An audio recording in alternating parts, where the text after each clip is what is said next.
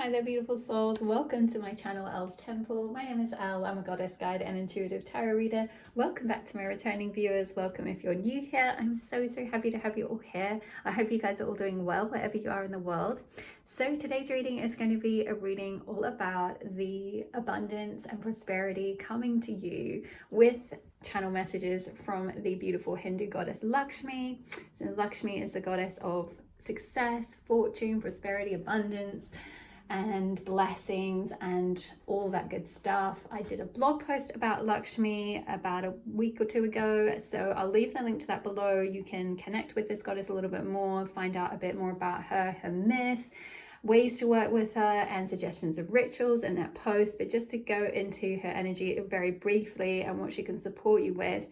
In particular, Goddess Lakshmi is a wonderful goddess to work with to cultivate self-worth. So if you struggle with, self-worth, self-esteem, valuing yourself, valuing your time, your energy, if you're struggling with attracting abundance, financial abundance, anything like that in your life, then Goddess Lakshmi is a really good goddess to work with, to support you to start cultivating that worth from that worthiness of essentially knowing that you're deserving and worthy of all good things that the universe has to offer. She can help you to cultivate that from within first, because it very much is with things like this, it's very much about frequency and about, your energy, and what you feel about yourself on the inside will then reflect on the outside as to what you're seeing show up, in terms of the opportunities, in terms of the success, in terms of the money in the bank account, right? The sort of, things like promotions, or things like,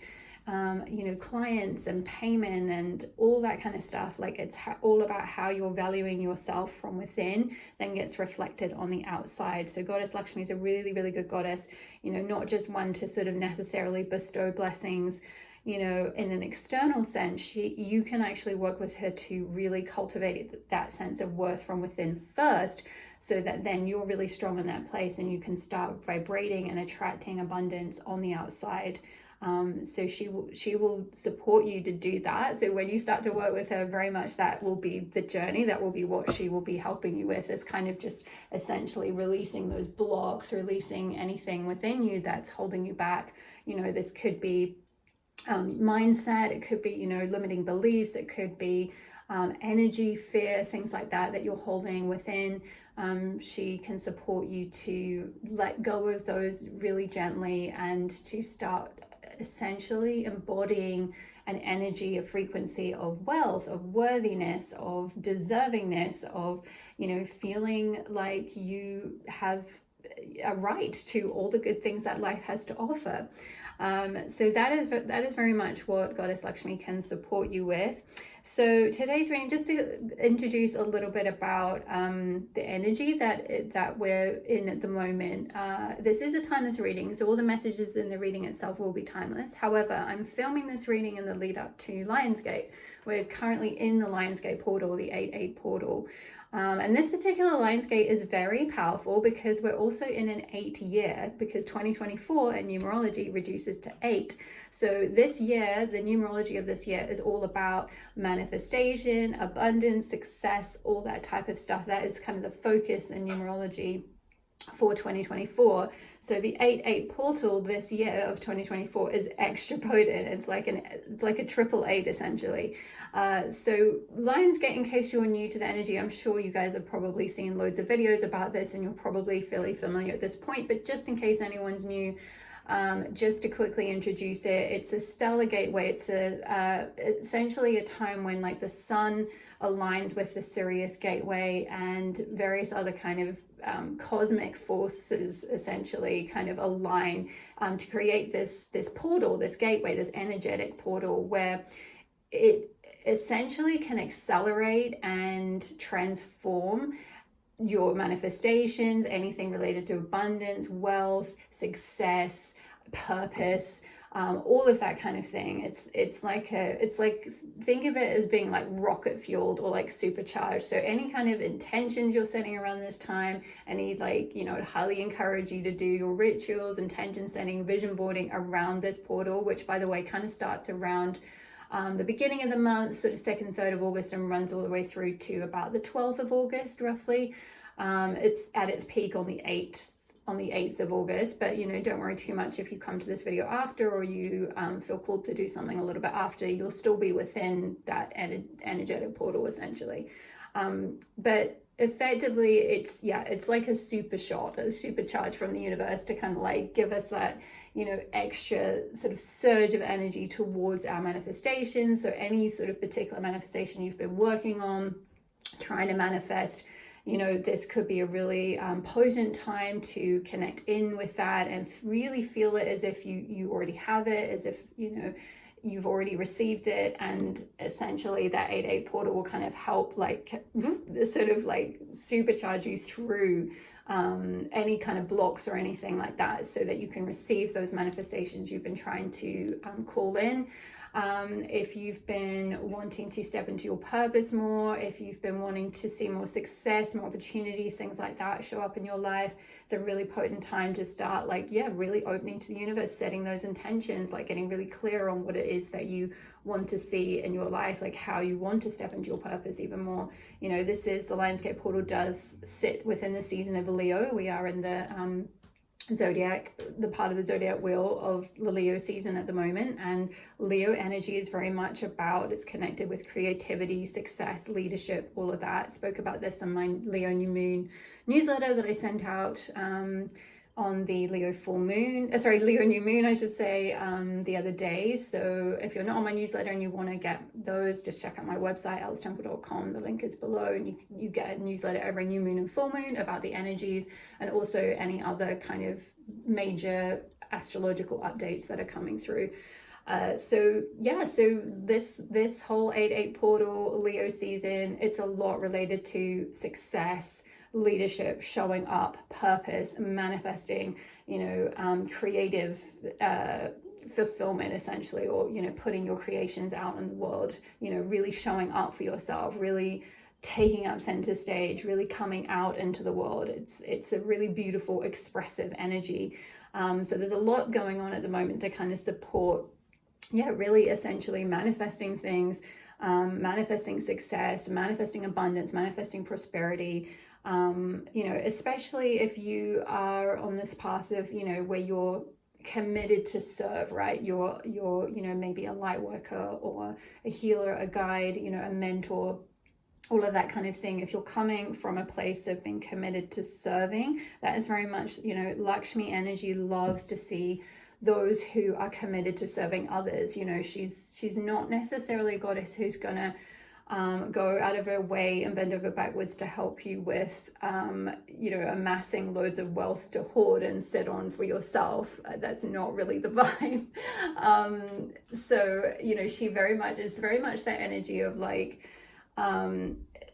getting to a point where you're creating more than enough for yourself, so that you can give to others, so that you can be generous with that wealth, so that you can, be comfortable yourself. Sure, as you might see here, I've got the 9 of Pentacles as a selection card here, and Lakshmi absolutely loves this energy. She wants to see us all in this, like, being financially free, being comfortable, living a beautiful lifestyle, all of that. But also she wants us to, be in that position where we're committed to our purpose, we're committed to serving, we're committed to making the world a better place, we're, sharing our wealth, we're sharing that abundance with others.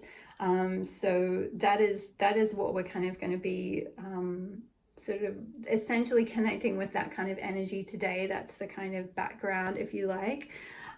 So without further ado, to introduce the piles, if you are drawn to the 9 of Pentacles card from the Everyday Witch, and I've also got crystals today for you to choose with as well. We've got aventurine for you, pile number 1. So if you're drawn to that card or that crystal, you'll be pile number 1. If you are drawn to the 9 of Earth, which is the 9 of Pentacles, or the Apple card from the Herbcrafters Tarot, or this Briselli Bluestone, which I'm always confused about why they call it bluestone, because it's not blue, it's always kind of a bit greeny and a bit kind of mossy, but there we go. If you're drawn to that crystal and that tarot deck or that particular card, you'll be pile 2. And if you are drawn to the 9 of Pentacles card from the tarot cards of modern goddesses or the amethyst crystal, you will be pile number 3. Okay, my love, so pause the video if you need a little bit more time to choose. You may well be drawn to more than one pile for this particular reading, because there may be more than one blessing, more than one type of abundance or prosperity coming to you. So trust your intuition. If you're drawn to all 3 piles, by all means, feel free to check those out, because, you know, either there's different things that are coming to you or throughout your life, or there are different messages related to what you need to do to align with that abundance. We are going to be looking into that. I've got some oracle decks that I'll be live shuffling and pulling some cards to have a look at what this abundance and prosperity that might be coming in, how it might look in your life, when it might be coming through. We'll try and get a little bit of a gauge on timing for you, and then we'll also look at the tarot to kind of get an idea of how you're aligning with that, and if there's any blocks, you know, any little mindset tweaks or little energetic tweaks that may need to be done so that you can really align with this energy of abundance and prosperity. Okay, my loves, without further ado, I feel like that is everything for the introduction. I will see you in your pile. Hi there, pile number 1. If you chose the Nine of Pentacles from the Everyday Witch tarot deck and the Adventuring Crystal, then this will be your reading on the abundance and prosperity that is coming to you. So let's just start with some channel messages that are coming through first of all for this card, and then I'll get into some oracle cards as well to have a look at a little bit more detail on what this prosperity is, what this abundance is, what these blessings are that are coming through. And then we'll have a look at the tarot to get a bit more detail on how to align with that, if there's any tweaks that need to be made, anything you need to do, all of that kind of stuff. So let's begin. So the channel messages that are coming through, I'm definitely getting with both the Adventuring Crystal and the picture on this card, I'm kind of getting a really beautiful lifestyle energy of like, I feel like you're aligning with financial freedom in some way, a sort of, or at least a certain level of financial abundance where you can travel a lot, you can be really adventurous, you can kind of go around the world. I'm just kind of seeing this card gives me vibes of like sitting in you know, beautiful courtyard garden in a boutique hotel in Europe somewhere, you know, like in, I don't know, kind of Italy, Spain, France, that kind of thing, Mediterranean type place, or Greece even, you know, with the wine, and that looks like little kind of tapas-y things on the table, and she's reading a book and it's warm and sunny. It's just like really nice lifestyle. So I feel like if that's something you've been wanting to manifest, this is something that is going to come in your life. We will try and get a little bit more of a gauge on timings, to see, you know, roughly when this might be coming in. For some of you though, I feel like this is pretty soon. I'm kind of getting with the, it looks a little bit like possibly peaches or some kind of summer fruits on this tree, and we are in summer now in the Northern Hemisphere. So if you're in the Northern Hemisphere, this could be something you're literally manifesting fairly soon, fairly quickly. Maybe you're just going through some big blow up in your financial life, like you're getting a promotion suddenly, or your business is taking off, or something like that is happening. You're getting a surge of income from somewhere, or you know, you've got some kind of project that is now creating like passive income for you or something like that, that's allowing you to then like travel more and have more freedom and have more of a lifestyle and have more like, I'm getting like also more time to chill, which Aventurine is really it's a crystal, as well as being a crystal of abundance and success and prosperity, which is brilliant that this one came out for you. Which, by the way, I don't like mentally choose the crystals for the piles. I have a big bowl of tumblestones and I kind of close my eyes and kind of root around and pull one out, and you got Aventurine. So, which is really cool because it is literally one of the major crystals related to abundance, but it's also related to like calmness. It's very calm energy. It's very grounding energy. It's connected with the earth, and I'm definitely getting kind of quite grounded vibes here. It's like she's really, yeah, like in a beautiful space, like with a garden. There's kind of like a lovely garden in the background, trees. It's very Mother Earth, bountiful kind of rooted energy,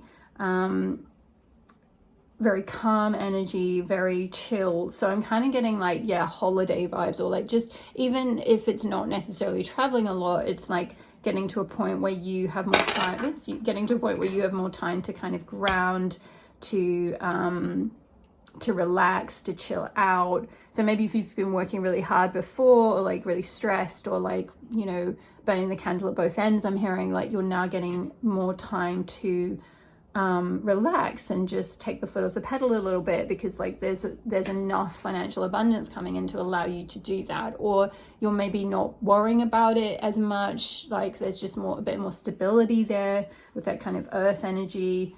It's like, yeah, you're just somehow more more relaxed about things, more able to ground, able to kind of like enjoy life, take time out to like smell the roses. It's like that kind of European sort of La Dolce Vita kind of lifestyle, if you like just time out to like, you're not kind of working really, really hard all the time. It's not to say that you don't still put some hard work in when needed, but it's kind of like you're just factoring in more time for relaxation, for holidays, for relaxing, for being in the garden during the day. Like even on a weekday, it's like, yeah, I've got, you know, my needs are sorted now, so like actually I can take this day off and just relax and read my book and have a glass of wine on, you know, on a Tuesday afternoon or something. It's that kind of vibe. It's just very it's very relaxed, it's very comfortable, really beautiful energy. So let's get into the oracle cards now and see what else is coming through. So Goddess Lakshmi, can you give us some guidance on the prosperity and abundance coming to, you've got Bushel of Apples, card number 3. Invite your truth forward and evoke the power of healing, growth, and the true essence of who you are. I love the sort of harvest scene here, how there's just like all these apples being collected from the trees, and also so much like green energy, Mother Earth energy. We've got a garden here again. We've got trees with like fruit on them. So just, yeah, there's sort of energy of plentiful things coming through for you. Like, you know, it's like you've planted the trees a while ago, you put in that work, and now they're actually fruiting. And it's like you've got to a point where you can actually like pull the fruit off the trees and actually eat it, and it can nourish you, sort of thing. It's like results are starting to come through for you. I feel like with the butterfly there, this is sort of a symbol of transformation, you know, so you've been going through some sort of transformation with regard to this, I feel like. With invoking the power of healing, growth, and the true essence of who you are, I feel like there's something about this lifestyle or this abundance that you're creating for yourself, that you're manifesting, that's coming through, which it's linked to who you are. It's like it could be where you're being, for example, some sort of entrepreneur or something. Maybe you have a channel or something like that, or a business or something, and it's that business or that way that you earn money or that way that you put yourself out in the world is very true to who you are. It's like the more you invoke the essence of who you are, the more you will start to cultivate this kind of lifestyle for yourself. The more like you'll reach people, like you'll get that it's like a really beautiful connection with people.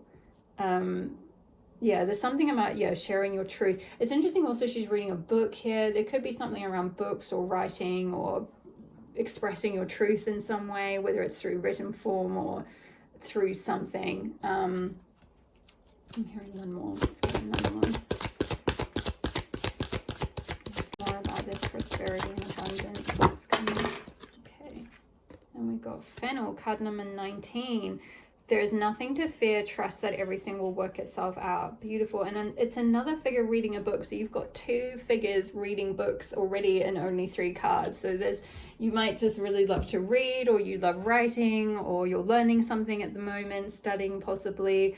Maybe you're studying something and you're not really sure if it's going to lead to, a certain level of career success, or you've started a business or something and you've been learning a lot, putting in a lot of effort, but again, you're not really fully sure if you're going to see the results from that. There may be a little bit of fear, a little bit of doubt, a little bit of worry that, things are really going to work out.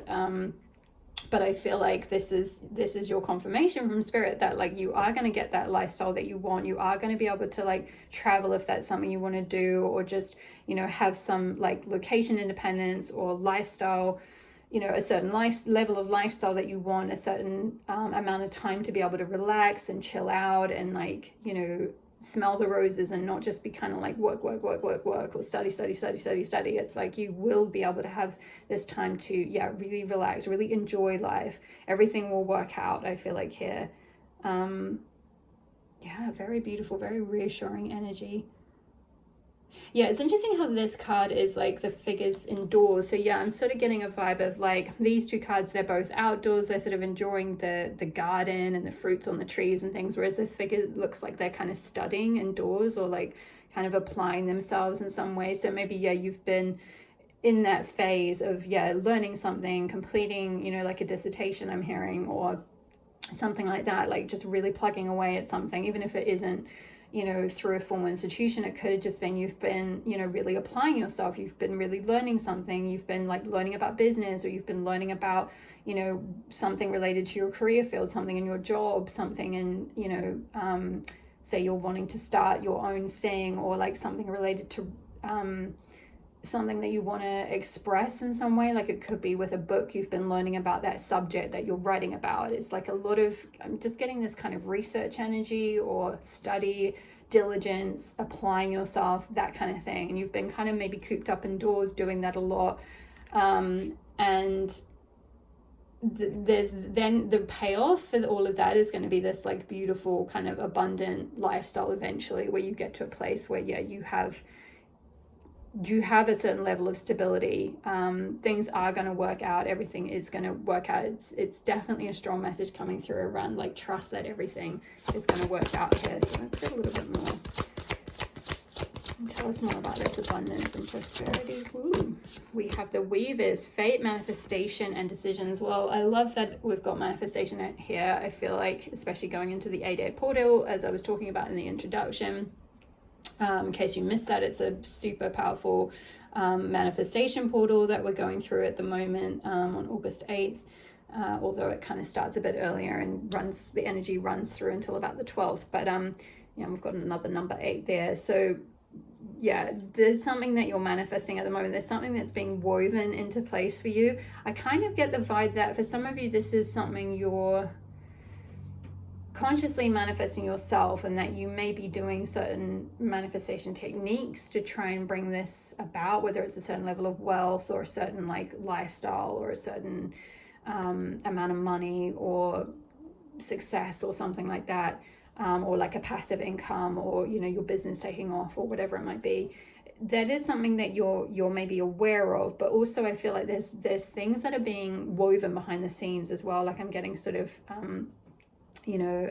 Spider Woman goddess energy, who like weaves, you know, the threads of fate kind of thing, and like weaves your manifestations together, you know, in this like really beautiful way behind the scenes where we can't see what might be coming through. And it can sometimes look like with that, like that trust that everything will work itself out, it's like maybe there's some doubts of like, is this going to work out? Is this going to pay off? Is this really going to be something that I can be successful at, or something that will actually bring me money?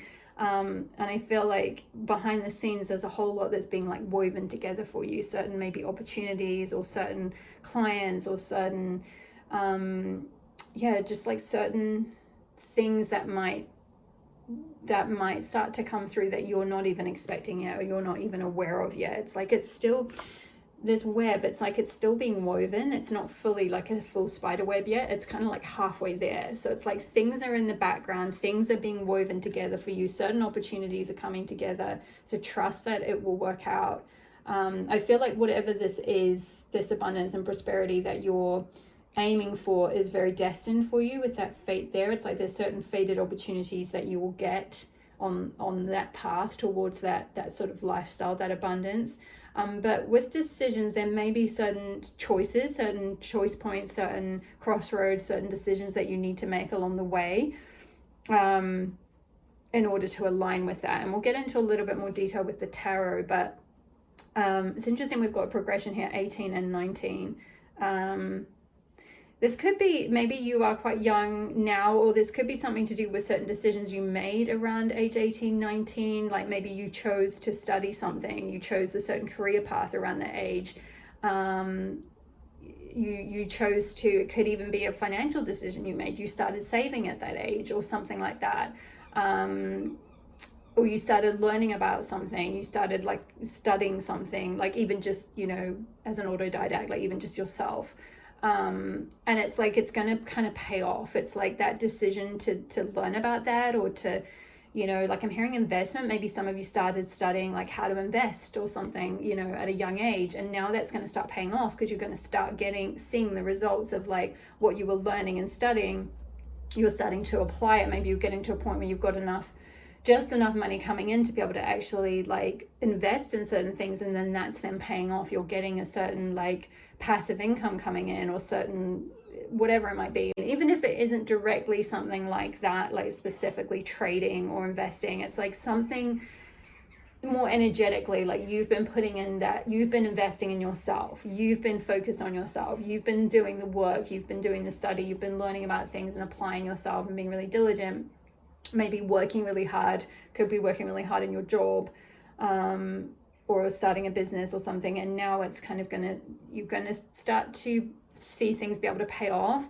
And with that adventuring energy coming back to that like calm energy, it's like things are going to get a lot calmer. You're going to have more time for yourself. Things are going to be a lot more chilled. Let's get a Goddess Dream card. Wow, in nature, connect with nature. So much with the nature energy with these three cards. You know, I mean, in certain decks, the Nine of Pentacles just shows, you know, like it's often depicted as a wealthy woman. Sometimes they're outside, but like, you know, it's kind of not always an energy where there's just loads of nature around. So I love how nature heavy in particular this card is. Maybe this is something that you want to cultivate for yourself, like a sort of lifestyle where you have more time to be outside. You don't have to be cooped up indoors like in an office all day, or, you know, studying all day or something like that. It's like you can actually get out in nature, you can go traveling, you can go exploring, you can you know, go for walks, or you know, yeah, like I don't know, maybe like horse riding or something. I'm just saying with the horse there, like just be able to like, yeah, be out in nature, roam, kind of be free. So yeah, there's strong energy around connecting in with nature. I feel like also this is kind of coming through around actually connecting with nature will help you to connect with a sense of abundance within, is what I'm getting. Like the more you're able to see like the abundance that exists in the natural world, like, you know, how just the beauty of trees and, you know, the flowers and how when nature fruits and all of that and blossoms and things come through, it's like connecting in energetically with that energy and really like feeling gratitude for it and feeling like just as nature flourishes and just as nature is abundant, so am I, and kind of like seeing yourself as one with nature. I feel like that will really help you to kind of trust. There's something around trust here that's coming out. Not fearing that you're going to be left behind, or not fearing that you're not going to be able to, you know, like I'm hearing be able to survive. So there might be some survival fears there. So yeah, grounding, that's root chakra energy. There may be a little bit of an imbalance there with your root chakra. You may be someone who isn't terribly grounded. And I feel like that's something that's kind of coming through quite strongly around like, yeah, grounding your energy, getting out in nature. You know, I spoke about it that a little bit with the venturing crystal. It's connected with the earth. So this crystal could be a really good crystal, as well as other root chakra related crystals. So yeah, connecting in with the earth, really grounding your energy, maybe doing some root chakra healing could really help you feel a little bit more stable, secure, trusting. You know, it's able to like trust in the universe, trust in Mother Earth to like, you know, give you that stability and security and like bring you, you know, whatever it is that you need, like meet those survival needs. So yeah, definitely connecting with nature. I feel like also it will help clear out any fear that's been like maybe slightly I don't want to say like messing up your vibration, but it can sometimes you know, like it can't necessarily completely prevent you from, you know, what is meant for you is meant for you, and you can't miss what's truly meant for you. But if there's certain level of abundance and prosperity and certain blessings, certain opportunities, certain things that the universe is weaving for you that it wants to bring through. If you're in fear mode, you're essentially energetically blocking it, because you're in that vibrational state of saying like, I can't, you know, like it's not going to happen, I can't do it, like I can't survive, I can't meet these needs, you know, and your energy, your frequency is putting that out into the world, and then that gets reflected back. And so there's a need to kind of clear that energy, clear that fear. I'm just seeing with this figure doing like shamanic drumming, maybe doing some kind of shamanic ritual, shamanic drumming, for those of you that can do that, or you might know someone who could do that for you or something. Or there's even loads of videos on YouTube with shamanic drumming music or something. Maybe sit somewhere in nature and just like play some kind of music, or Tibetan bowls or something like that, to kind of like, yeah, clear your energy, release any fear that's like blocking you from receiving this abundance. Let's get a little bit more.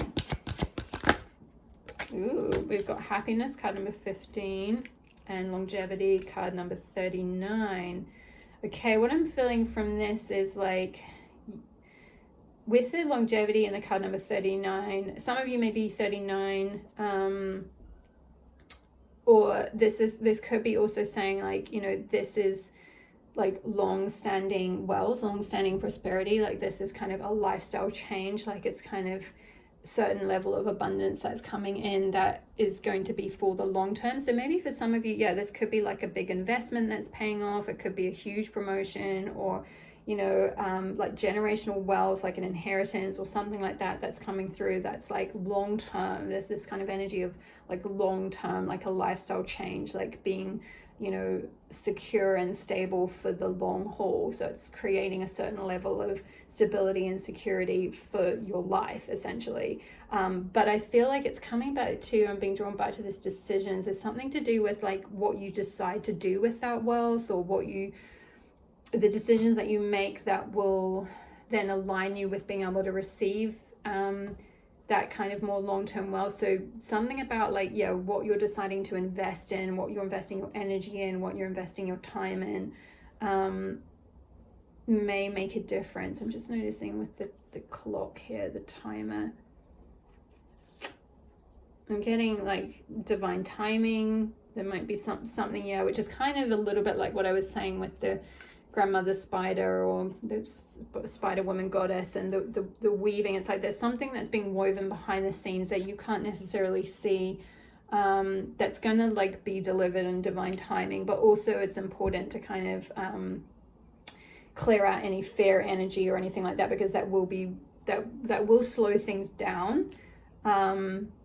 It will make it feel like things are taking longer to kind of start to shift, to start to see that prosperity and abundance starting to come through. Like it may be that the universe is already trying to give you parts of this blessing, but if you're in fear, if you're not able to trust, then you're blocking it energetically. It's just not able, it just can't come through, because the universe doesn't give you what you ask for or what you want. It gives you how you're feeling. It gives you like, it responds to just vibration. It responds to like how you're feeling about yourself, which is why I was talking at the beginning in the intro. If you haven't watched it, I would recommend afterwards, or check out the blog post about Lakshmi. I was talking about Lakshmi in the introduction, about how important it is to cultivate self-worth from within first, and that's something that Goddess Lakshmi can help you do. And I go into detail on my blog post about that. So I would recommend that for you if that is something that you struggle with, if you struggle with like feeling worthy, or with stability, security, with fear, with trusting that the universe is going to, you know, bring you things. Yeah, there may be a little bit of work that you can do there around cultivating that trust, that sense of stability from within. And definitely root chakra healing is something that may be called for. But I'm also noticing the sun here on this card as well, which is coming back to this. It's interesting, this has come out underneath this bushels of apple card, where it was talking about invoking the true essence of who you are. So yeah, the sun is like, yeah, that inner self, right? And we are in Leo season at the moment, at the time I'm filming this, although this is a timeless reading, but the energy is present here for Leo season, which is ruled by the sun. And the sun, you know, in your astrology, that's all about like yourself, your like, you know, kind of like your personality, your like how you shine, you know, like who you are really, you know, your sort of your ego self, not in terms of like egotistical, but like ego, like, you know, the part of you that is like shows up to the world kind of thing. It's like how you put yourself out there, all of that stuff. So I feel like, yeah, something about like connecting and with that, you know, being confident, like a Leo energy, harnessing that Leo energy through this Leo new moon to like, you know, be confident in your true self, to like tap into that true essence. Leo energy is also very connected to, and also sun energy is connected to the inner child and creativity. So again, I spoke about that with the books and the writing. Maybe for some of you, if this path is related to being a writer or sort of sharing something creative with the world, this is really like highlighted here as like the more you kind of step into that, like embrace that inner child energy, the more you embrace that, like your inner sun, your inner creativity, your true essence, like the more you will like create abundance for yourself. Essentially, the more you'll attract abundance, because you're living from that true essence, you're living sort of from your true self. I'm being reminded of a film I watched the other day, which I can't remember the name of. Oh my gosh. I will look it up and leave the link below, but it was about a woman who suddenly her inner child just shows up. Like she just appears kind of like as if it's an actual person in the room, and she starts having this dialogue with her inner child, and inner child guides her to kind of make all these changes in her life. And I think why it's come up is because one of the big changes she makes is that she's in publishing, but really she wants to be a writer. And, you know, we've got the sort of the two things with the books here. So I feel like for some of you in this pile, you love reading or writing or, you know, expressing yourself in some way, something possibly related to creativity. We've also got the weaver, which is, you know, all about kind of creating, weaving different things, different ideas together.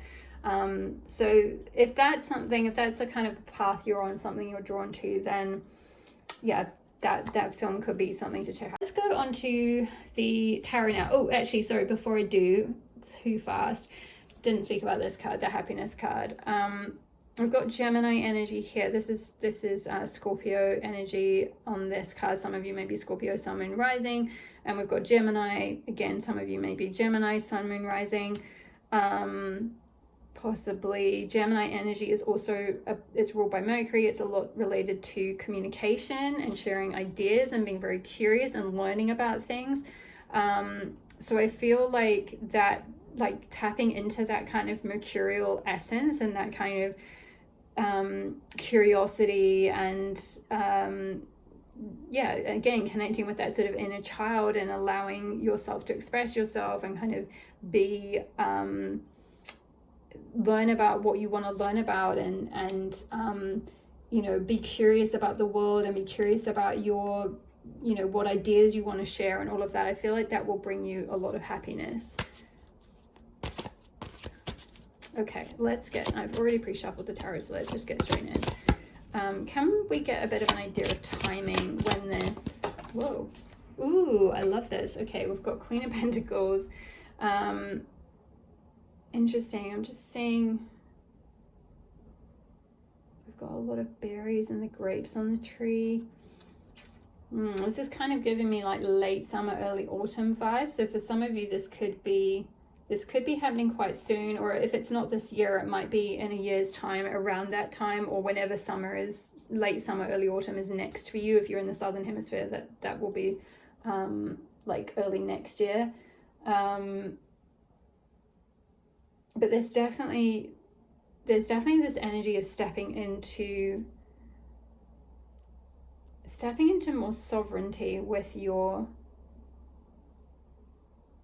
finances, with your money, with like, you know, your kind of being able to direct your life in the direction that you want it to go in, like cultivating the kind of abundance and wealth and like that longevity, that long-term wealth, generational wealth, or like a legacy of wealth, or just like you know, enough wealth to kind of support you throughout your life, sort of thing. It's like, you know, Queen energy is very mature energy. You know, it's like also kind of bossing up, having a lot of authority over something, like having having a good handle on something. So it's like you're kind of stepping up into this, like, yeah, being very sovereign, being very in charge of your life, having that authority over something. This could be like becoming, it could be kind of creating a business possibly. Sometimes the like Queen of Pentacles can be about that, like doing something where, like, yeah, you have that authority, you have that sovereignty, you're the one who sort of directs things in relation to something to do with money. So like, you know, you could be selling products or something like that, but whatever it is, it's like, yeah, you're bossing up, you're stepping up, you're becoming more of a, like, more in charge, more in control. It's like you've got this huge treasure chest here. There's something around, like, you're really, you're going to be manifesting a lot of abundance big time, I feel like, part number one. I love to see that.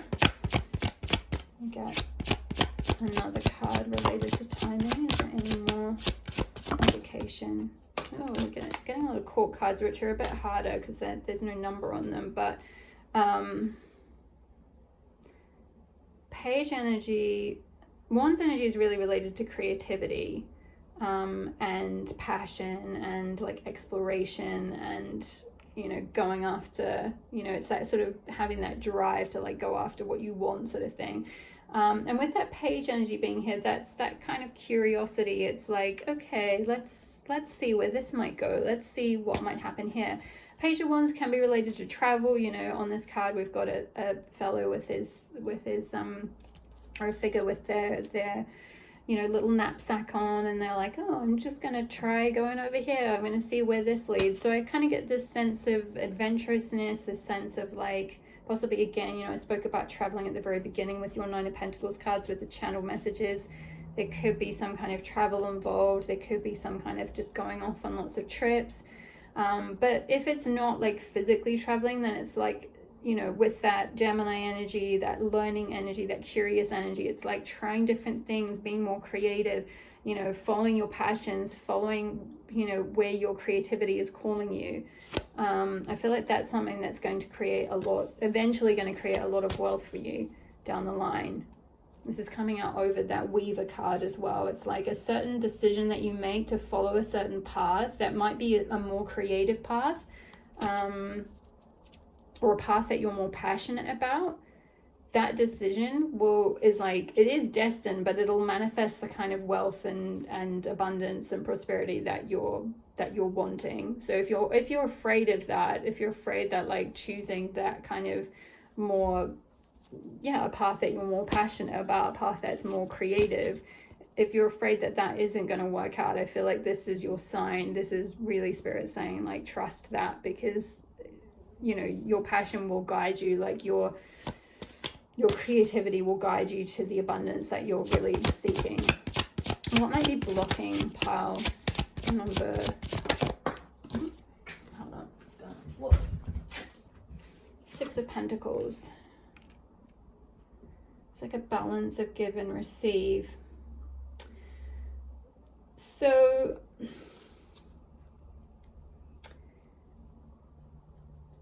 this could be, I'm kind of getting with it coming out over there is nothing to fear, trust that everything will work out. It's like maybe there's a fear that the universe is gonna like is in the position to be able to give you kind of what you're looking for. It's like there's some kind of imbalance in your energy where you don't necessarily feel deserving of the universe's like generosity or something. It's like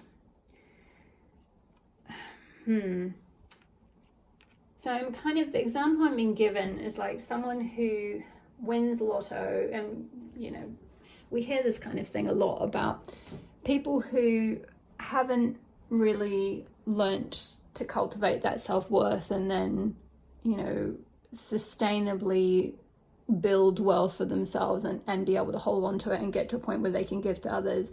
And they may win a certain level of money in, say, lotto, but if that's not really reflecting their ideas about themselves, and if they don't really feel deserving about their money, they'll do anything in their power to like get rid of it as quickly as possible, in terms of like just fritter it away on stuff. And, you know, there's various statistics that show that people who've won on lotto end up weirdly somehow back, not all of them obviously, and it can kind of depend, I guess, on how much they earn and things like that, or how much they win or whatever, but they somehow, some of them end up like, they just buy things and they end up in a similar position like years later back to where they started or something, because they've made maybe unwise decisions, unwise investments or something with their money, with their winnings. And like, I don't know, maybe they end up with a load of stuff but still not actually any like long-term wealth that will, I don't know, it's not necessarily like a level of generational wealth.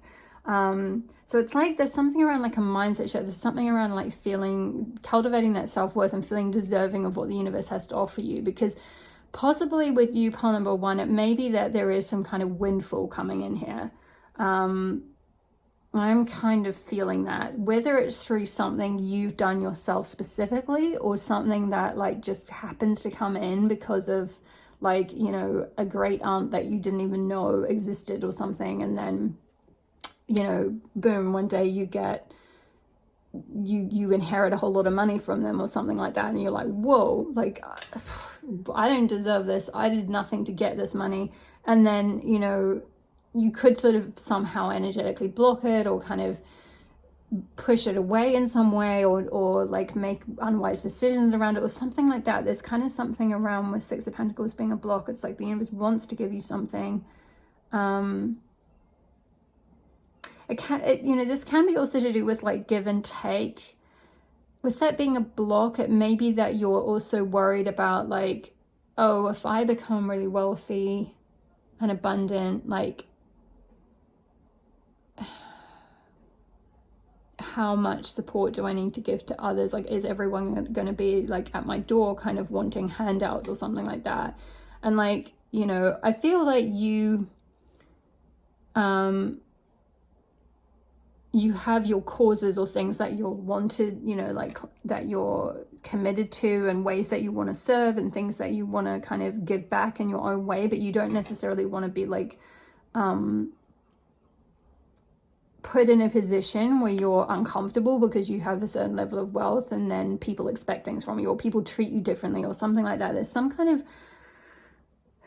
block there. So maybe doing some journaling around what, like if this is something where you have been struggling to manifest this in your life, there may be some need to do a little bit of journaling or self-reflection on opening yourself, like what is blocking you from opening to receive this abundance that the universe is wanting to give to you. Like what is within you that's blocking that, essentially. Let's get a little bit more. Tell us a bit more about this Six of Pentacles, Spirit. Goddess Lakshmi, tell us a bit more about this Six of Pentacles. Death card. Ooh, yeah. Okay. So some kind of ending and beginning, something that needs to die within you, an old part of you that needs to be let go of. I'm kind of feeling this as like old conditioning or something like that. Possibly, I feel like something related to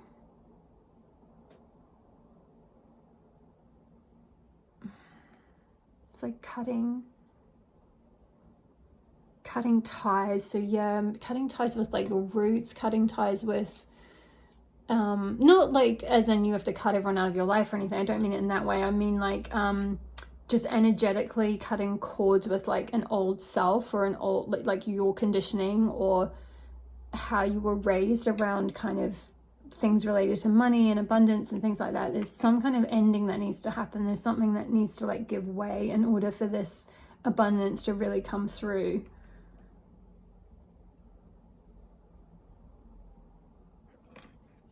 Get a little bit more. Give us a bit more about this. I think that one kind of, oh, the Lovers. Okay.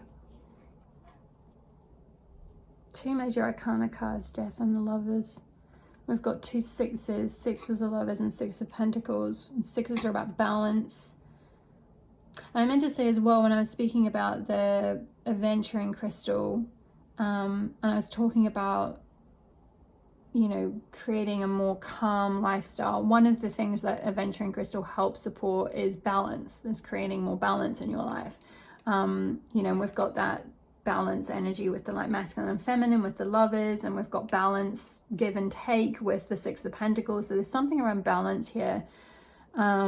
This could be related to because, you know, I did pick up a bit of an energy of like working really hard.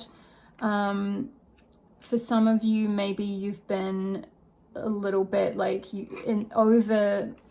overly tipped in that kind of perhaps more masculine direction of like feeling like you've had to work really, really hard to get to where you're at, or to be able to get abundance. It's like it doesn't just come for free. Like the universe isn't just going to give me a big, you know, treasure chest of money here. Like I need to work. And you've been a little bit in that maybe workaholic energy, or like even just studying really hard to kind of get to a point of like, I've got to, you know, really get good grades and really study really hard and learn all this stuff in order to get, you know, a really good job with really good pay or something like that. There could be some beliefs from childhood possibly, or from your family, something you've inherited around like the give and take of things, or what you need to do in order to be able to receive money, or in order to be able to receive any kind of abundance or prosperity. It's like you're going to have to put like work your butt off kind of thing.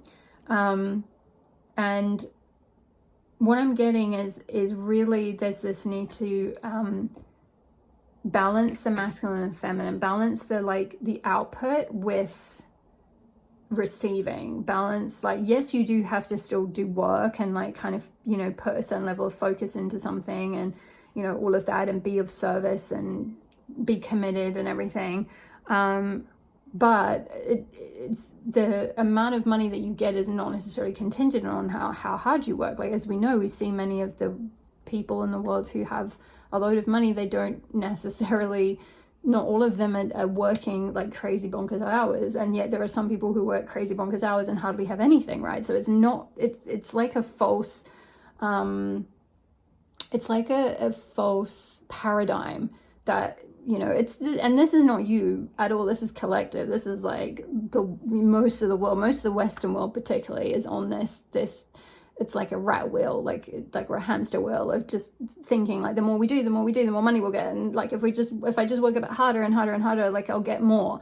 And that's not actually the case. We're moving now into a more, creating more balance with bringing in a more feminine paradigm. And also there's being more coming through with creating this feminine paradigm where you're able to receive money and support and abundance and stability and security through more feminine ways of being, and not necessarily through doing and output all the time and being a workaholic, but like, you know, being able to kind of have time out and chill and have some time to smell the roses and all of that. It's like kind of balancing those two things, like being able to like connect in with that just like inherent worthiness, that inherent sense of like, you know, I deserve this abundance from the universe.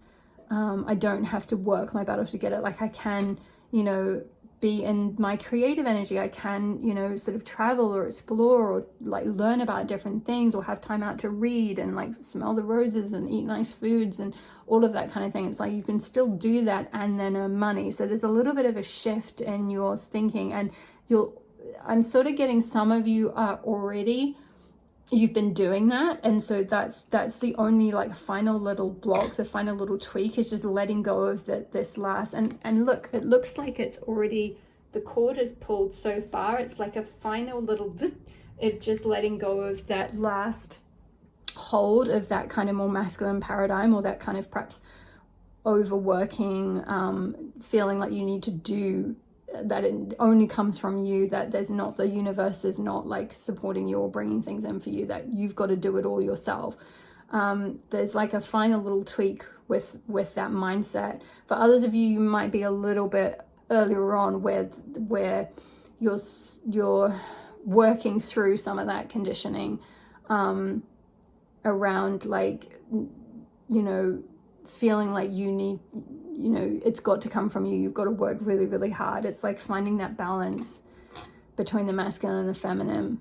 Also, I feel like as well with the lovers, and you know, as I was talking about with the happiness and your true essence, it's like the more you do what you love, and we've got that a little bit with the Page of Wands as well, the more you explore your passions, your creativity, what you feel called towards, the more this will bring in the kind of lifestyle that you're wanting as well.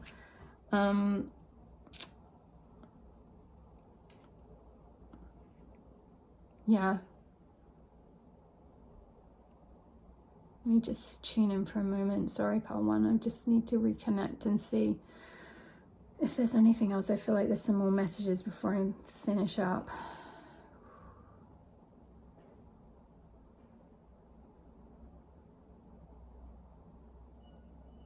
Okay, I'm just seeing with the lizard on this path, it's like there's some fears, as I talked about in that Fennel card, there's some fears with that lizard brain. That's the kind of you know, lizard brain, monkey mind, you know, your conditioned brain, the sort of, you know, your unevolved self, if you like, is that lizard brain part, the part that, you know, it's just very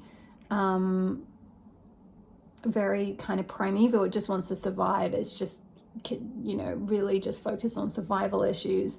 So there could be some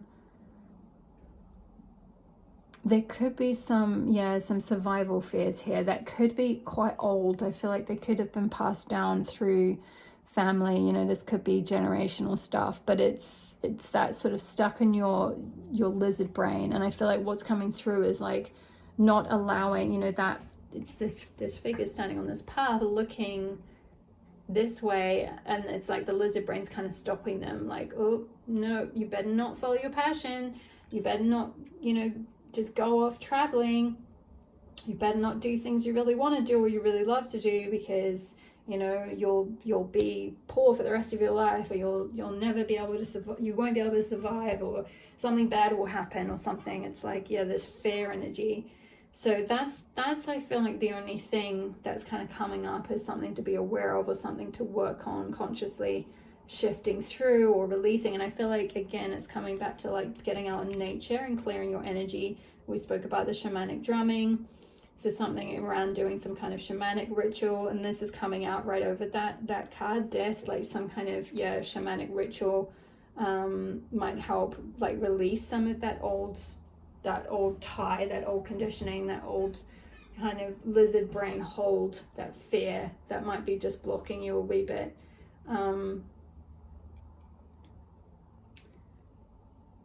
Okay, let's finish up with, let's get a crystal card now, and then we'll finish up with a Love Your Inner Goddess card. Crystal card for pile one. Ooh, Lightworker, Apophyllite. A Lightworker is born 1940s to 70s, chose to incarnate during the dawning of the Aquarian Age to raise the vibration of the planet, expand consciousness, and herald in a new era. Apophyllite emanates a high vibrational frequency. It is often used in lightwork such as Reiki, lending it the nickname Reiki crystal. Lightworkers and Apophyllite holds the frequency of light consciousness and are here to uplift humankind and the planet. As a lightworker, I stay anchored in my light as I help awaken the masses. Yeah, so for some of you, you may be light workers. This thing that you might be passionate about doing might be something related to being a light worker, and that might be something that is going to bring you a lot of abundance and prosperity in your life. It could be doing something related to the whole shamanic thing as well.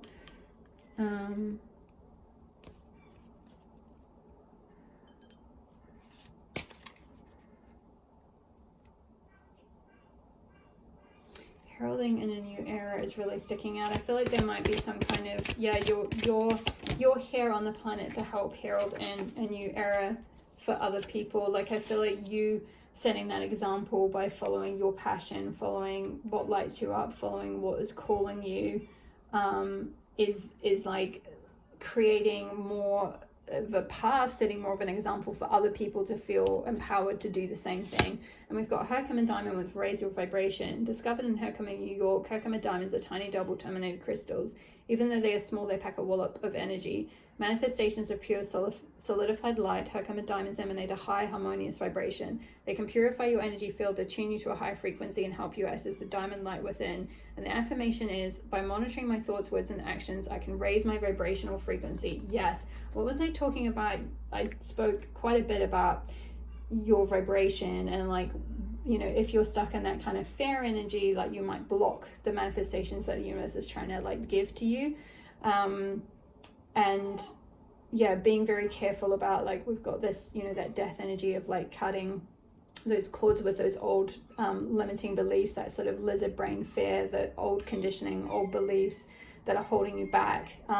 Being really aware of your thoughts, you know, like positive mental diet, all of that, thoughts, words, and actions, saying, you know, high vibrational affirmations, raising your vibe, raising your frequency, getting out in nature. Both apophyllite and Herkimer diamond, they're both kind of whitey clear crystals. So there is definitely something around kind of clearing your energy field, clearing your, raising your vibration, like cleansing your aura, all of that, that will help kind of cleanse out that fear that we spoke about with that card.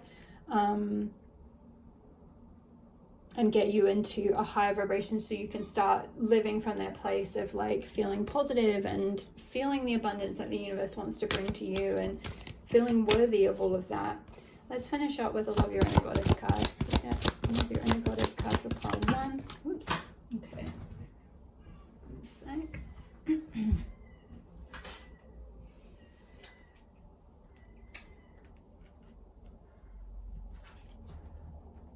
Okay, I feel like it's this one, card number 35, on your own terms.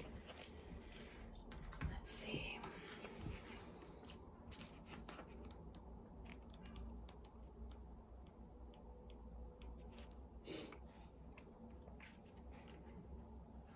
Okay, interesting. You are not the person you once were. You know it, but others might not always be ready to let the old you go so easily. Do not allow yourself to be shoved back into patterns of behavior that are not true to who you are now. You have worked hard to grow and become this new self. Believe that she is more real than the old you, even if she is less familiar to others and maybe even to you at this stage.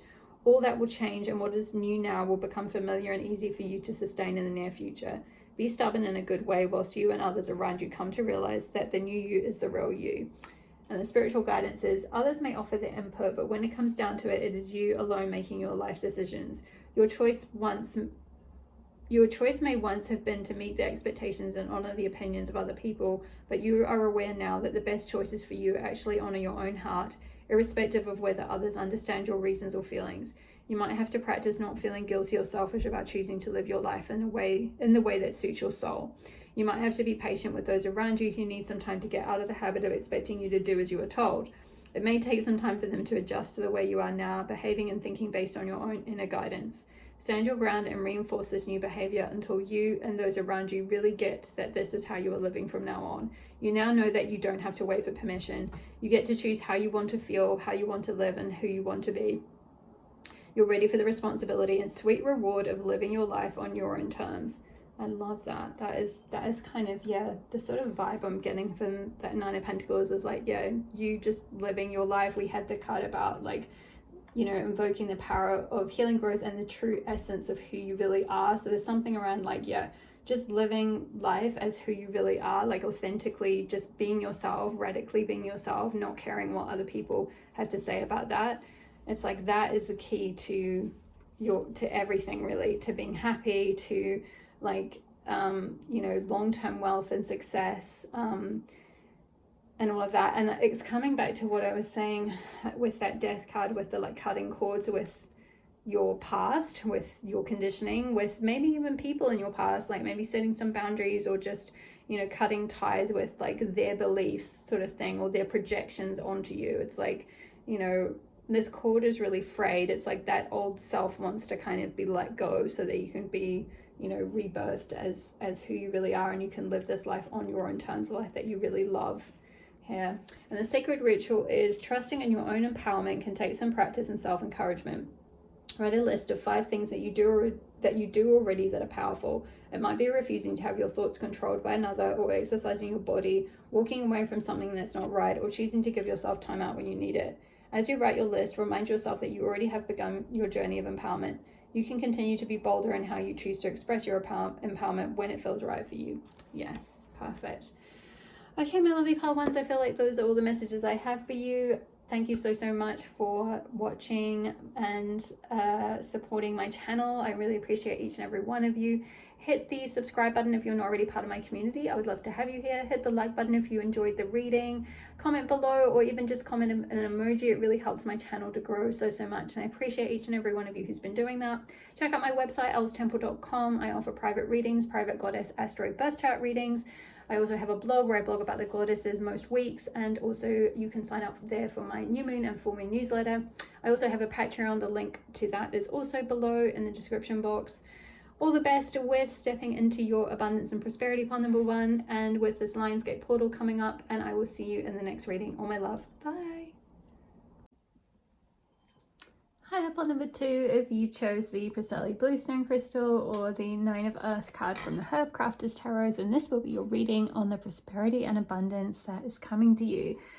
So I'm going to start this reading with some channel messages as usual that are coming through with this card, and then we'll move on to, I've got a few different oracle decks where we'll get a little bit more of an indication of what this prosperity and abundance is, any guidance for you, and then we'll take a look at the tarot to get a bit more of an indication of timing, and also any steps you need to take, any blocks that you may need to work through in order to align with the prosperity and abundance that is on its way to you.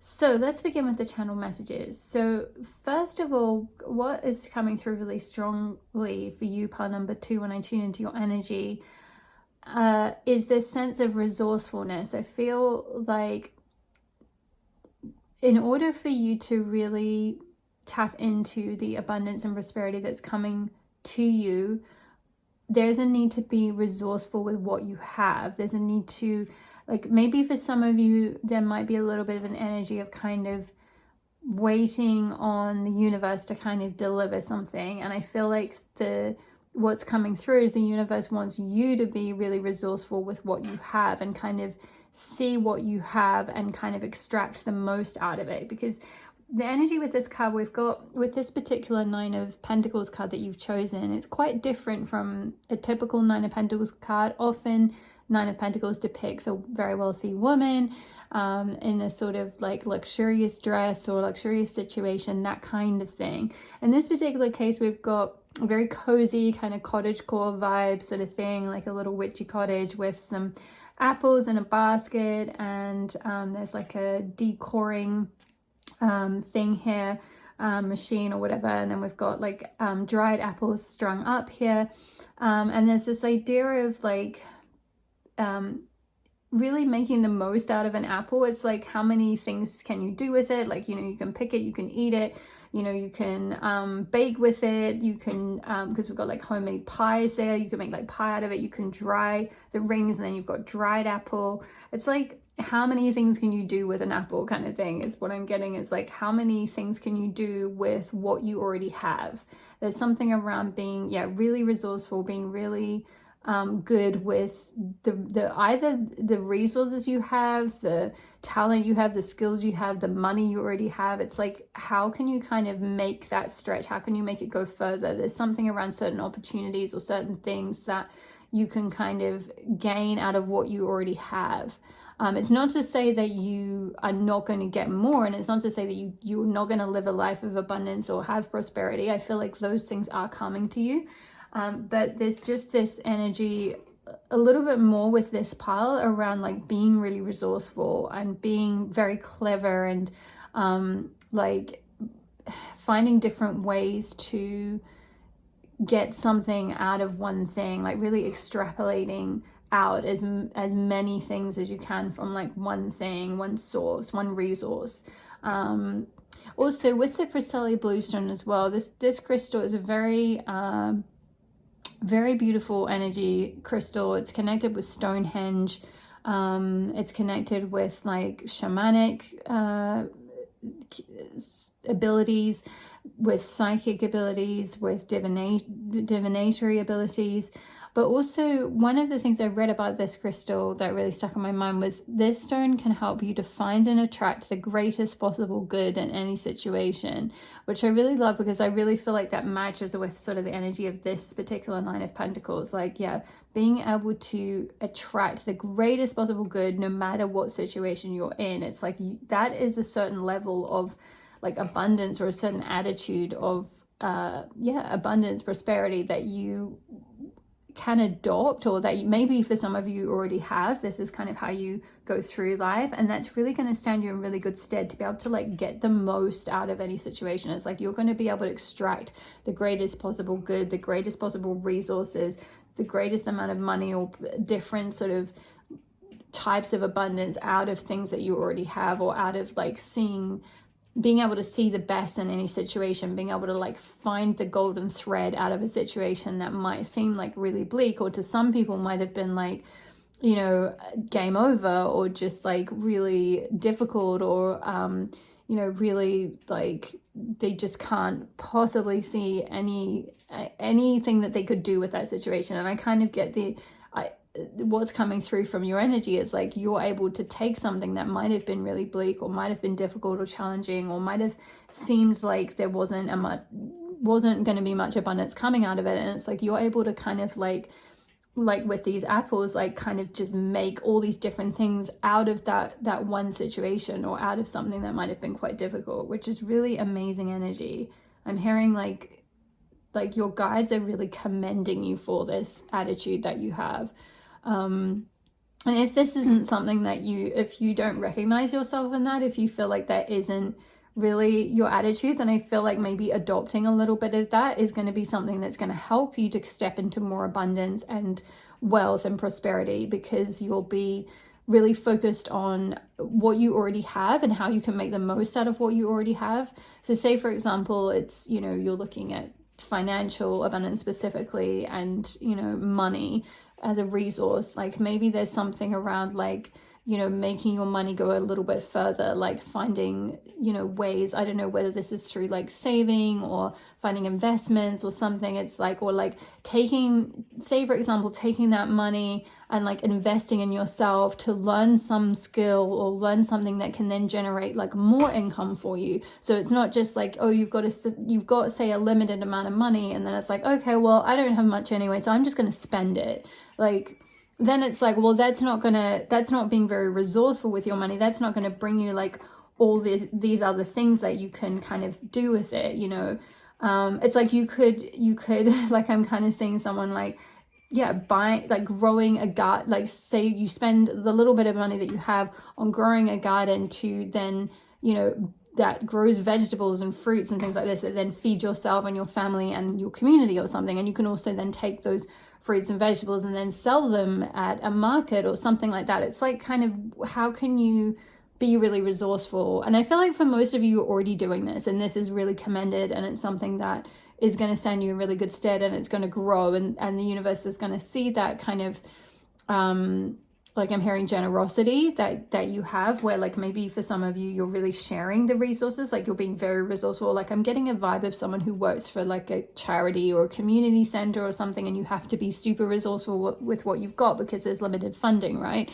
Or something like that. And it's like, that is really commended that you're able to do that, and eventually like that will get recognized, or like something, the universe will like pay you back in turn. It's like, as you've been really resourceful and self-sufficient, I'm hearing, with what you have, and making the most out of what you have, and pulling that golden thread out of the small amount maybe that you've had. It's like that will it's like I'm hearing compound interest that will compound. It's like over time somehow you will grow things, you will grow opportunities, you'll grow wealth, you'll grow, you know, the little bit that you have done with your money. Maybe you have put it into some kind of savings or scheme, or you've invested it in yourself or something, and it's like that's then going to compound. That's going to actually create more wealth for you down the line, or give you more opportunities or more resources down the line. So there's something around like, yeah, being really wise, very resourceful with your money. But also I'm getting a sense of like sharing with the community, being very like kind of like reciprocal, very generous with your energy. That's kind of coming through, like this sort of, there's this energy of you being like getting to a point where you're making more than enough so you can help, you can sort of share the bounty with others, which again is like, yeah, your guides are like really commending you for. It's very generous energy. Let's get a little bit more. So can you tell us, Goddess Lakshmi, about the wealth, prosperity and abundance that is coming? Ooh, oh my goodness, what? This is why I love doing this live, because you can't make this up. You guys, what was I just saying about vegetable garden, like getting seeds and like doing something, like instead of spending your money on something else that's just like a one-off thing, then you're like actually being super resourceful with what you're buying. Like you're buying seeds to grow a garden that's going to feed yourself and your family and your community or something like that. And we've got vegetable garden here. Card number 41, it says it's time to check in with and reflect on the seeds you have planted. Yeah, so maybe for some of you, that's like, it depends on where you're at with this process, right? Like for some of you, I'm kind of picking up that you already are being really resourceful. You already are kind of planning for the future, or, you know, sort of investing in yourself, you know, using what you do have to kind of generate more for yourself and your community. Or your family or whatever it might be.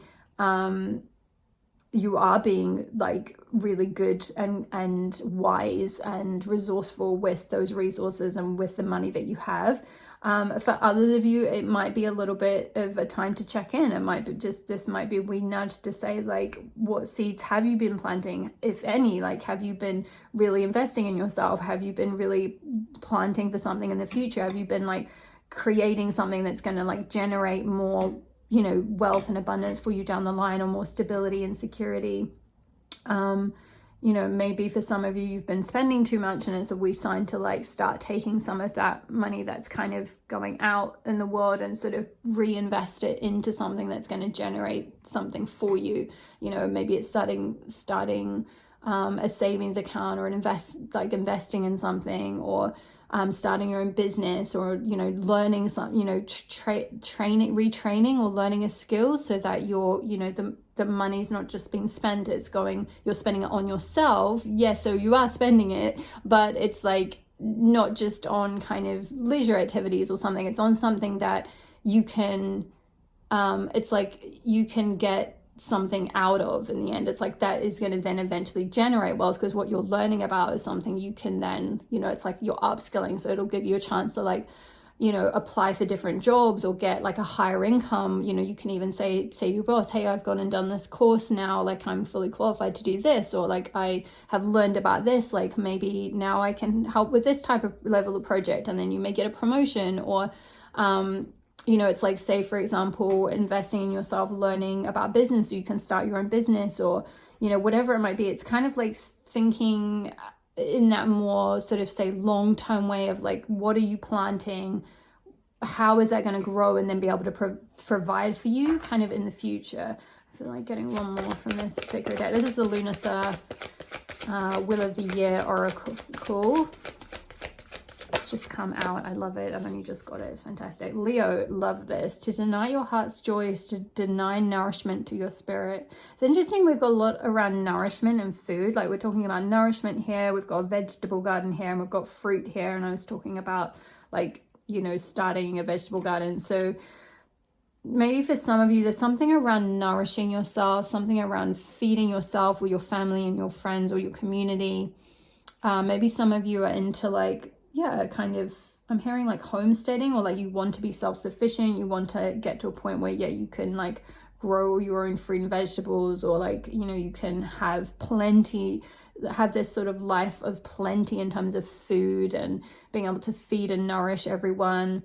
Whether this is kind of just within, you know, for yourself or your family, it could even be in a wider community setting, or in like, for example, I did pick up on someone who's maybe working in a charity, or in a non-profit or something like that, or in a community center, and it's like getting to a point where you can like be able to nourish everyone, and everyone's cared for, everyone has food, everyone has enough to eat. I'm definitely getting a very strong like humanitarian sense. Leo energy as well is often very generous energy, and it's often an energy that wants to kind of like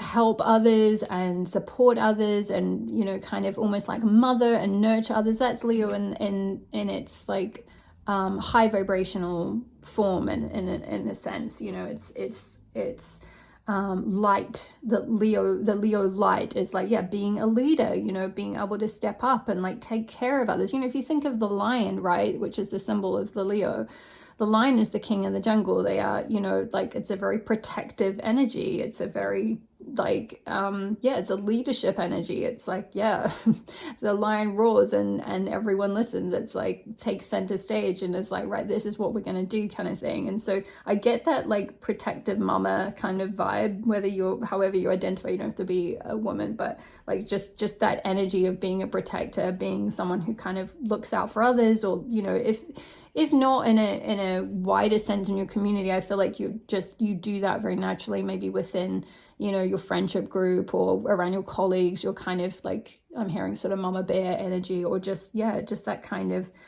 protective, you have that sort of protective energy where you want to protect others. But there's something around, to deny your heart's joy is to deny nourishment to your spirit. Yeah, what's coming through is like following your heart. This is similar to pile 1. There are some overlaps here. There was a lot around like connecting with your true essence in pile 1. So there may be some messages for some of you in pile 1 if you felt drawn to that as well. I mean, certainly we are in Leo season at the moment. We just had the Leo new moon. What I wrote about this on my newsletter, a lot of that what the new moon is calling us to do is to connect in with our heart's joy, to connect in with our true self, to connect in with our authenticity, with our inner child. You know, that is Leo energy. It's like, if you think of the sun card in tarot, it often represents the inner child, you know, the true self, the joy, optimism, abundance, all of that good stuff.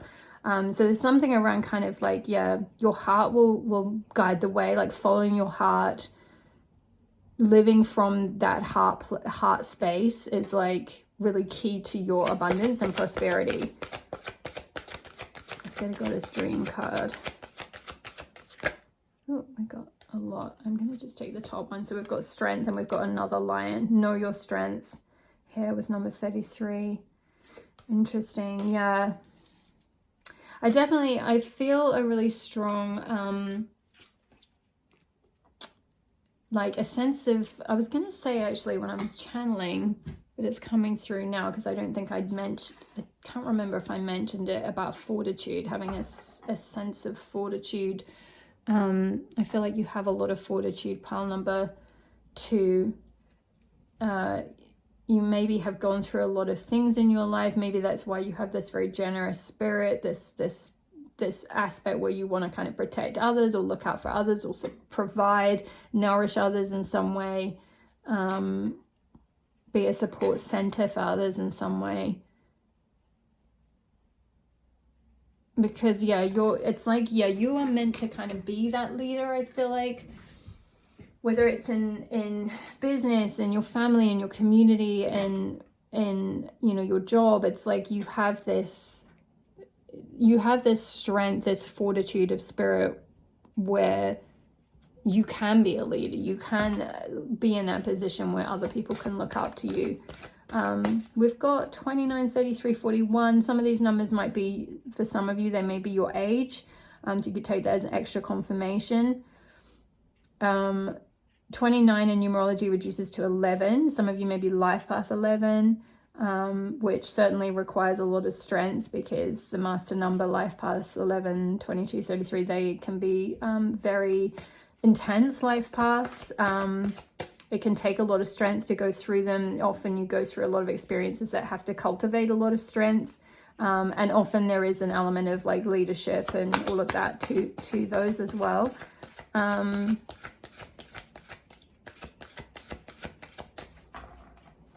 Let's get another card. What is this prosperity? What does pile 2 need to know about attracting this prosperity and abundance? Oh, divination, card number 35. Guides, Ogum, and tree spirits. Interesting.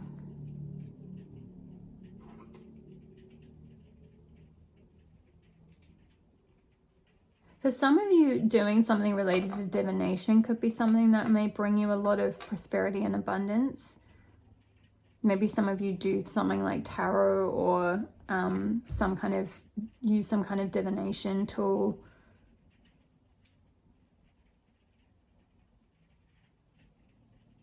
Just kind of getting this idea of like the directions, helping people find their direction, being a guide for the four elements, or the four directions. Guides, yeah, connecting with guides. Maybe this is something for some of you, like you are able to connect in with other people's guides and then bring guidance through for them. It may be that with the tree spirits energy there, you connect in better when you're out in nature. I feel like I said something about, did I say something about divination before? Sometimes I can't remember between the readings when I go straight on with reading like pile 1 and pile 2. I can't remember if I said that in pile 1 or pile 2. But there's definitely something. Let's have a look. I feel like there's something around divination here. Whether it's like you doing divination in some way to support people, and that could be a source of like abundance for you or income for you.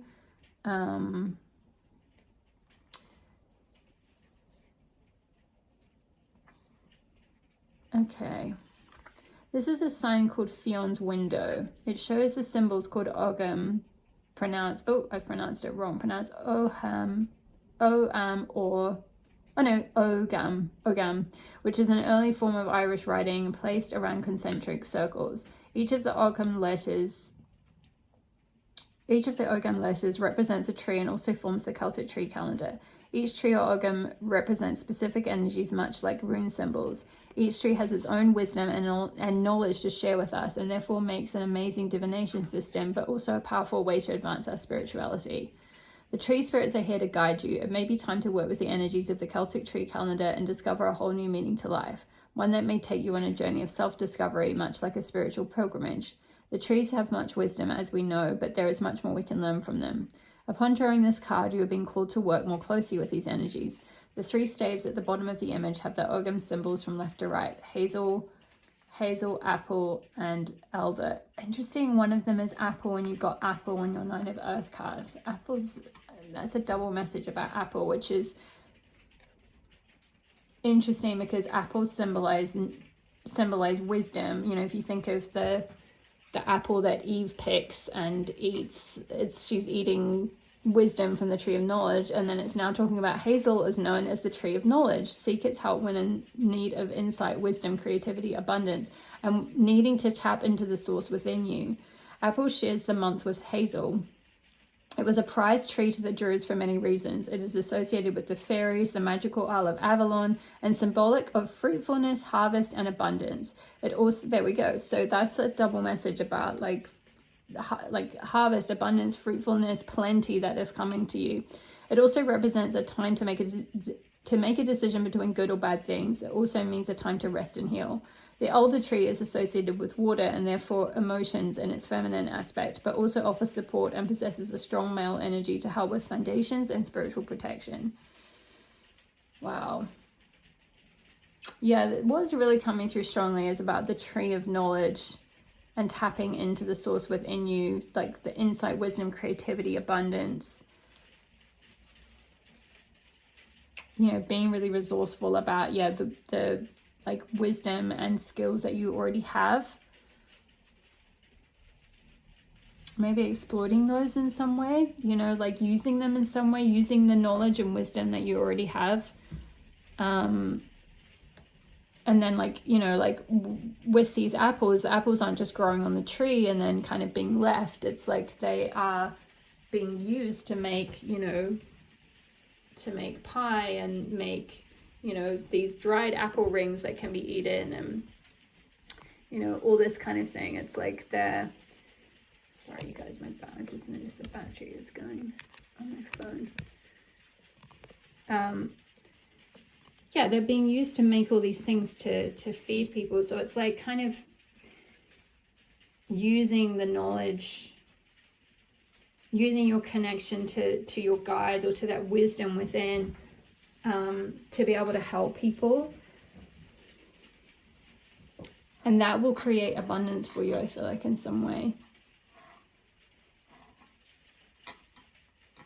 I feel like this is something that will bring you a lot of joy as well. This is like following your heart's path, your heart's joy, to do something like this, like maybe something related to divination, or just supporting people, being a guide, being a support system, a source of strength for people. Let's get a little bit more. I'll give us some more guidance, Lakshmi. Whoa, that came flying out. Card number 31 was luck. Beautiful. Yeah, luck is on your side, I feel like, pile number 2. If it hasn't felt like that, I feel like I'm just kind of getting persevere with that Capricorn. We've got the symbol of Capricorn here.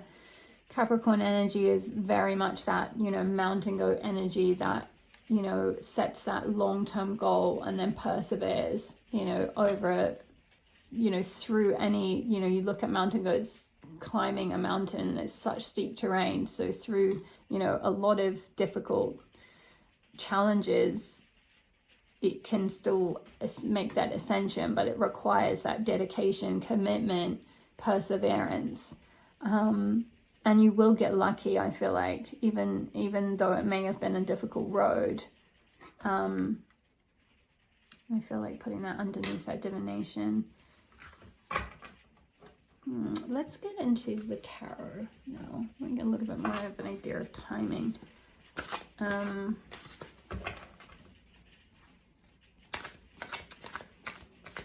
I get some idea, Goddess Lakshmi, on the timing for pile number 2? 10 of Earth. Beautiful. So 10 of Pentacles energy, horsetail. This is harvest energy, really. So, and we've got the harvest. This card talked about harvest and the apples, and this card kind of depicts apples and the energy of harvest. There's a lot of harvest energy coming in. You know, harvest of apple time. Apples kind of around Mabon, which is like late September, I think. Apples usually get harvested around about, roughly, in the UK anyway. So it could be around then, or it could be kind of closer to October. We've got 10, which could be the 10th month. Pentacles energy is often slower energy, so this could potentially be something that you could be building up over even a decade. So I'm just kind of hearing someone like, ugh. I know, I get it. Got a blue pen mark on my card. Yeah, this might be kind of slower moving, possibly. For some of you, this is like not 10 years though. It's like, it could be the 10th month. It could be, you know, October. It could be, yeah, at the time of like harvest, like when, you know, we're just moving into the harvest festivals now. If you listen to my introduction, I mentioned about Lunasa, which is the harvest festival that happens around now, the 1st of August. I see the festivals on the Wheel of the Year as like a whole 6-week portal. So we're in lunar sign energy now, which is the first of the 3 harvest festivals. The second one is Mabon, which is end of September on the equinox, and the last one is Samhain. So it could be any time kind of in the next like few months whilst we go through these kind of harvest times, harvest festivals, that some you may start to see, depending on where you're at with that process of checking in with and reflecting on the seeds you've planted. If you've been planting seeds for like to create abundance and prosperity for your future, you know, if you fall into the category of like, yeah, you've been investing in yourself, you've been investing in, you know, upskilling and like, you know, creating, like doing things that will then generate more wealth and abundance for you, you know, like learning things or selling something or whatever it might be, or starting a business or upskilling in some way at work so that you can like, you know, train for a high level position or whatever it is. or doing certain, say if you work in a community project or something like that, it's like doing certain things to like maybe literally sowing seeds, like literally creating a garden so that, you know, you can create fruit and vegetables for everyone in the community, or you know, doing the work to like try and secure more funding or something like that. It's like whatever you've been sowing, whatever seeds you've been sowing will depend on how quickly some of this stuff starts to manifest in your life. For some of you, this could be very, very soon. It could be in this sort of harvest time. For others of you, it may be a slower thing that happens over the course of like maybe a decade or something. Let's get an indication of like what might be blocking pile number 2. Curandera of Earth. This is Mother of Pentacles energy. Interesting, you've got 2 Pentacles cards already, which is significant in a reading about abundance and everything Pentacles relates to that. I believe, actually, hold on, let me check. Is Curandera the Mother of Earth?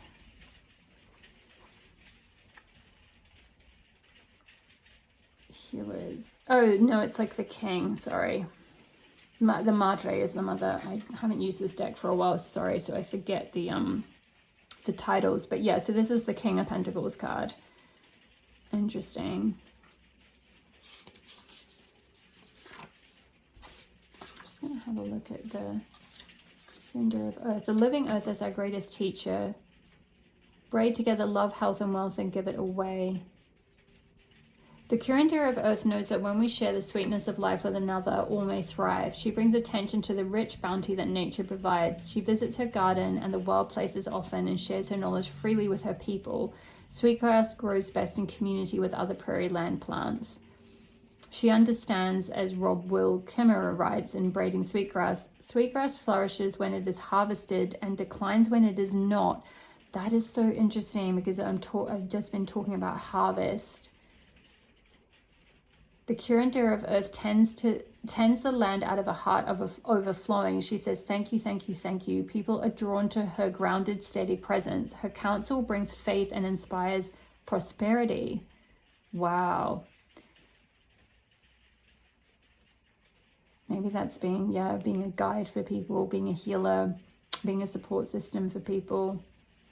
Yeah, what I'm getting from this card is,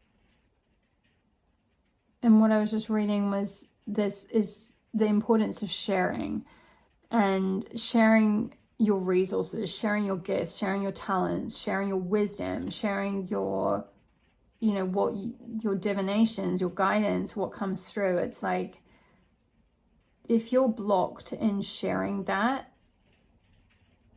if you're like keeping it to yourself, it's like not really harvesting the apples. It's kind of like just letting you, like, you have that knowledge, you have that wisdom, and you're just letting those apples kind of drop from the tree and just rot on the ground, and like nothing gets done with them. They're just, it's like kind of wasted energy in a way.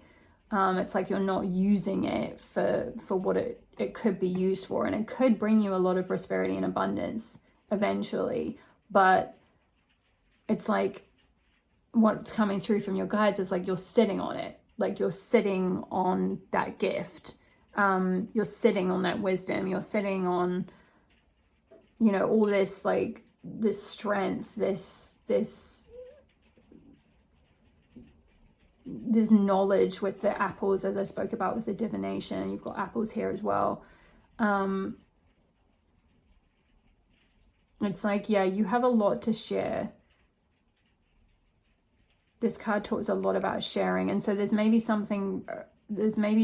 with that being a block, with that coming up in the place of being a block, it's like you're not necessarily sharing as much as you could be. You're not maybe being as resourceful with what you have, which is blocking more from coming to you.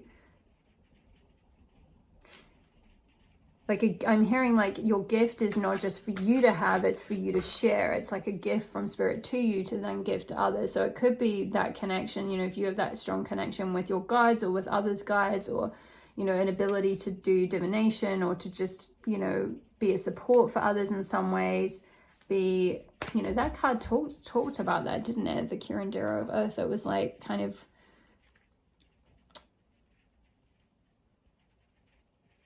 yeah, visits her garden and wild places often and shares her knowledge freely with her people. Yeah, you've got that knowledge, that wisdom. Tends the land out of a heart overflowing. People are then drawn to your grounded, steady, strong presence.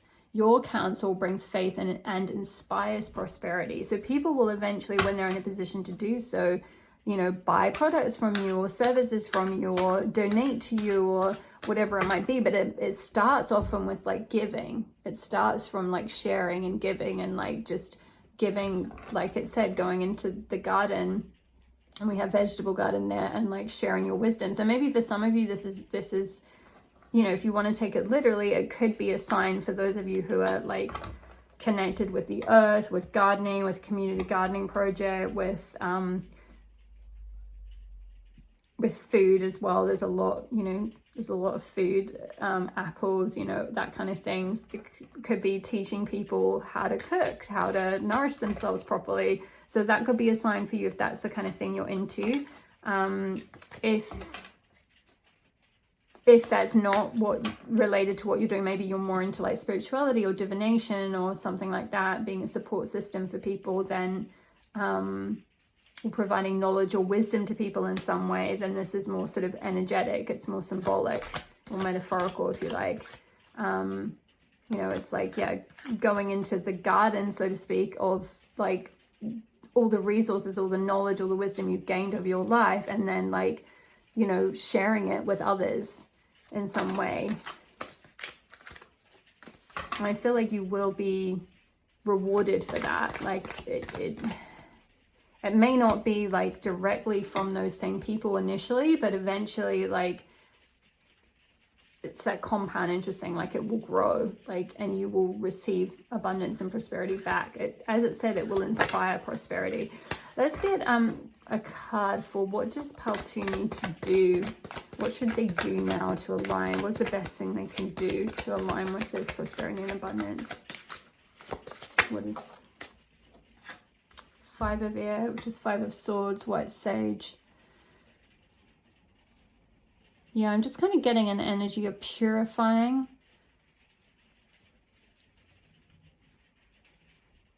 Sage, you know, if you think of sage smudging, it's about purifying, cleansing, clearing. Maybe Pile 1 had this as well, like cleansing your aura. I'm going to read from the book for this one as well, because I just feel called to. Long-held beliefs may not be rooted in reality. Refuse to go along with the crowd. Believe the threatened, oppressed ones. It's interesting. It's talking about like nothing will be wasted. And I think I spoke about that at the very beginning with your channel messages about not wasting anything with the apple. It's like being really resourceful, not wasting anything, not sitting on your gift or your knowledge or your talents or your skills or the money you do have. It's like sharing what you have. Or repurposing what you have in some way. A spiritual crisis challenges long-held beliefs. Though your conscience pulls at you, you are reluctant to let go of your opinions. Rise to the challenge, accept the truth. White sage has become a trendy spiritual tool.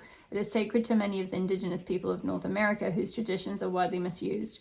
Development and erosion also threaten the survival of this species. White sage is teaching us to protect what is holy. It rids the air of toxins, but is also valued medicinal. Clear the path, listen to others, and make room for healing. Clear the path, listen to others, and make room for healing. Seek a solution that is beneficial to all. Yeah, there's a lot around kind of like caring for others, being beneficial to others, being as resourceful as possible so that you can support others in some way. Yeah, seeking a solution that is beneficial to all.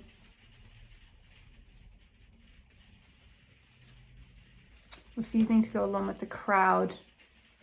That's sticking out quite strongly as well from that guidance for this card.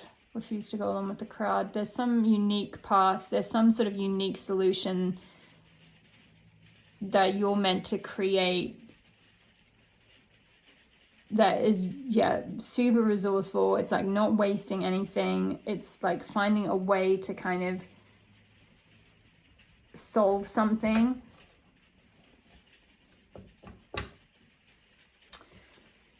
What will the outcome be for pile 2 if they can master this? Whoa, 7 of fire, 7 of wands energy, cinnamon.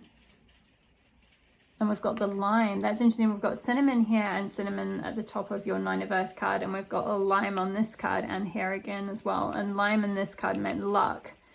7 of wands energy is about like really standing strong in who you are, standing up for who you are, like defending who you are, being bold, being authentically you.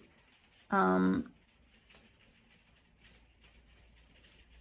getting with this card with the curanderismo on here. Maybe there's definitely, for some of you, there might be something in your path around being a healer, being someone who works with like rituals or herbs or plant medicine, or yeah, it's definitely like someone who supports your community in some way. You know, it doesn't mean that you necessarily do that completely for free. It may be that you set that up as a business or something, but you're kind of this, yeah, you're in that, stepping into that role.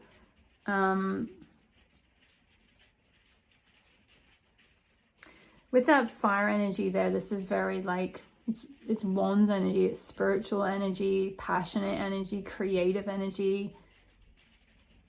It's going to be very strong on you when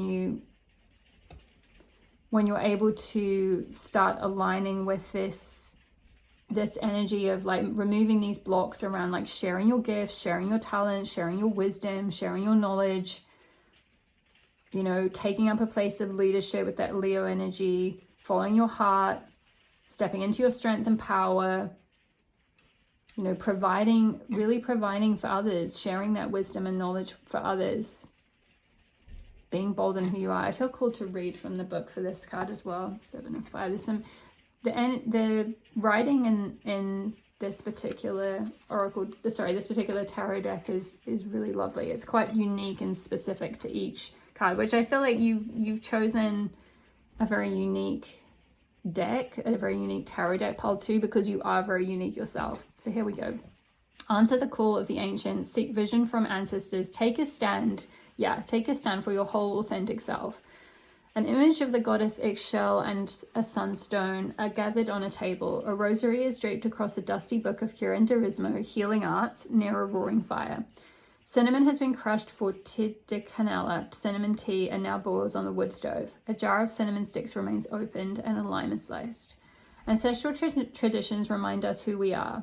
Tea de canela is a remedy of Mexican grandmothers. Your personal power has roots in your own cultural heritage.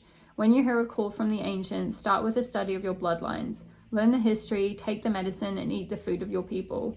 As cinnamon found its way around the globe on the Silk Road, allow yourself to be taken on a journey by your ancestors. Devotion to divine beings will deepen your connection. Collect imagery and stories, make altars and offerings, take pride in where you come from.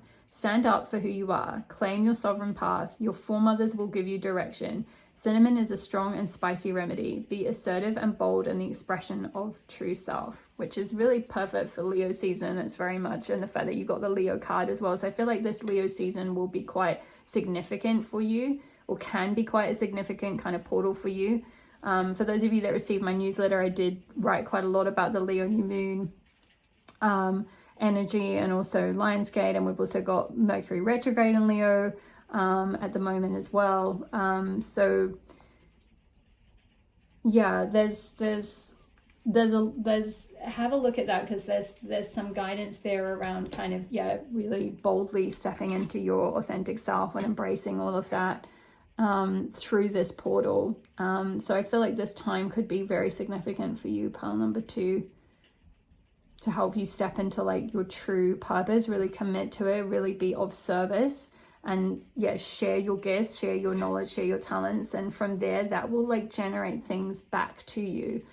If that's not something that you've had much luck in so far, I feel like you are going to get lucky. You are going to see results eventually. You know, the more you share, the more eventually it'll come back.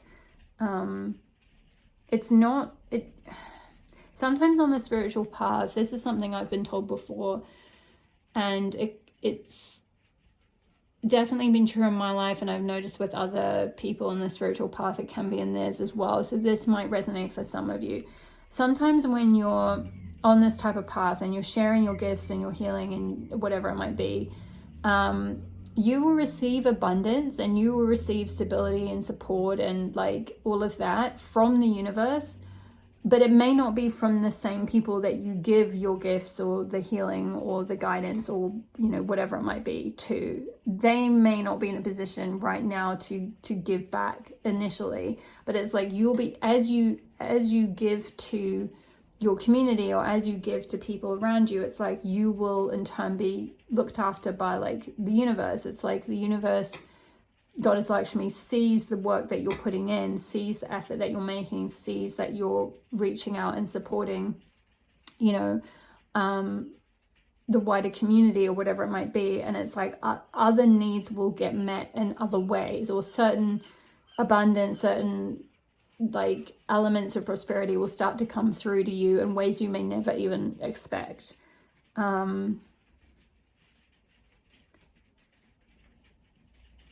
It's more, it's like, it's lucky energy. It's like you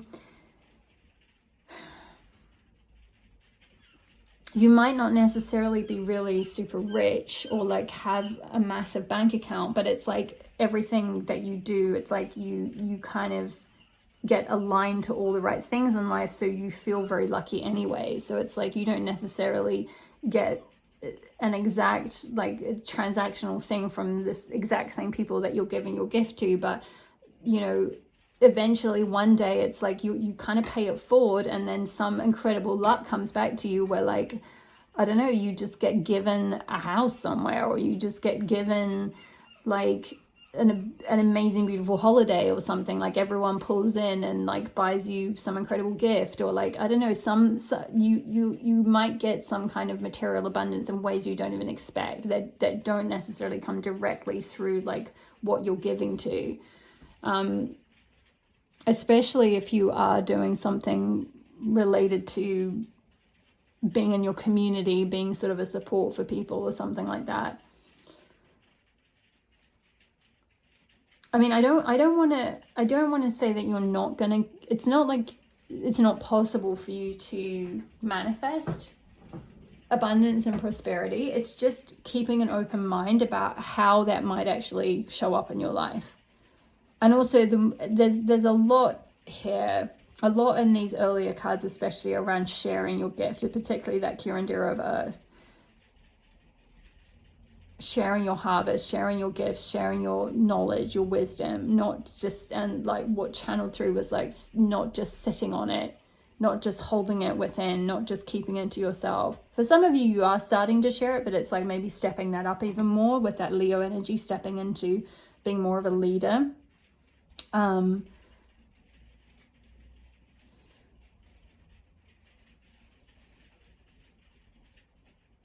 Yeah, it's like, it's kind of, I'm being drawn back to this card where it was talking about not wasting anything. Don't waste anything. Being really resourceful with what you have. The more resourceful you are with what you have, and the more you use what you have and exploit what you have, the more resources in turn will come to you, because you're not sort of just being kind of wasteful with what you've got already.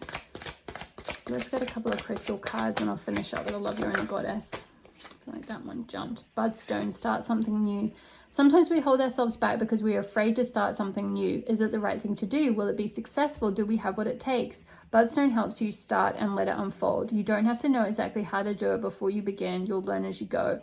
Budstone encourages you to plant the seed. What were we talking about with the vegetable garden? Reflect on the seeds you have planted. So this is a bit of a nudge from the universe for those of you that haven't planted those seeds yet and haven't started watering them and taking action towards something, to get going on planting something that is going to like invest in yourself, invest in your future, grow something to like feed and nourish yourself and others, or share with others.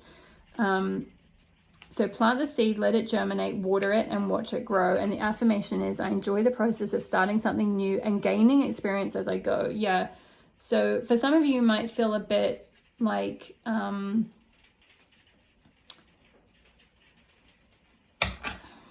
you might feel a little bit like you're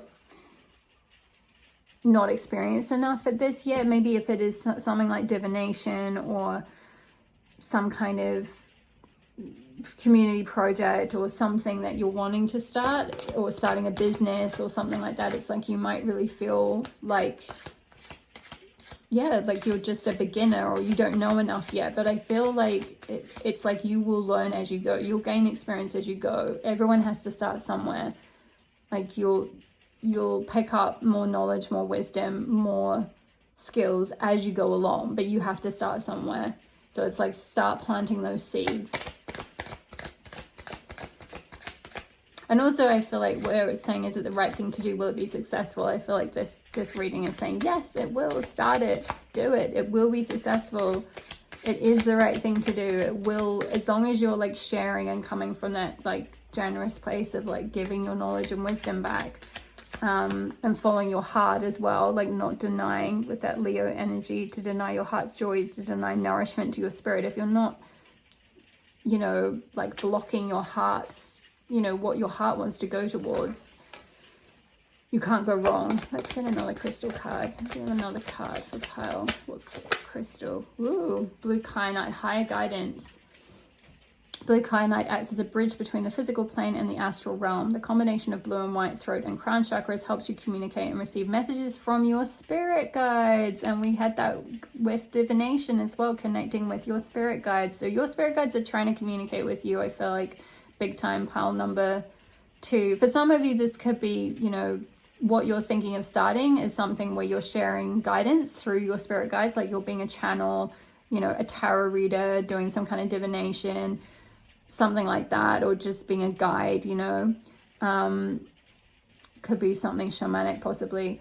Kyanite emanates a high vibrational frequency. It is one of the few crystals that does not need to be cleansed because it never retains negative energy. Placing kyanite on your forehead will calm the mind, allowing you to hear higher guidance. Yeah, I feel like your guides are trying to communicate to you. There is some higher guidance that's trying to come through. And the affirmation is, by quieting my mind, I can receive higher guidance. Beautiful.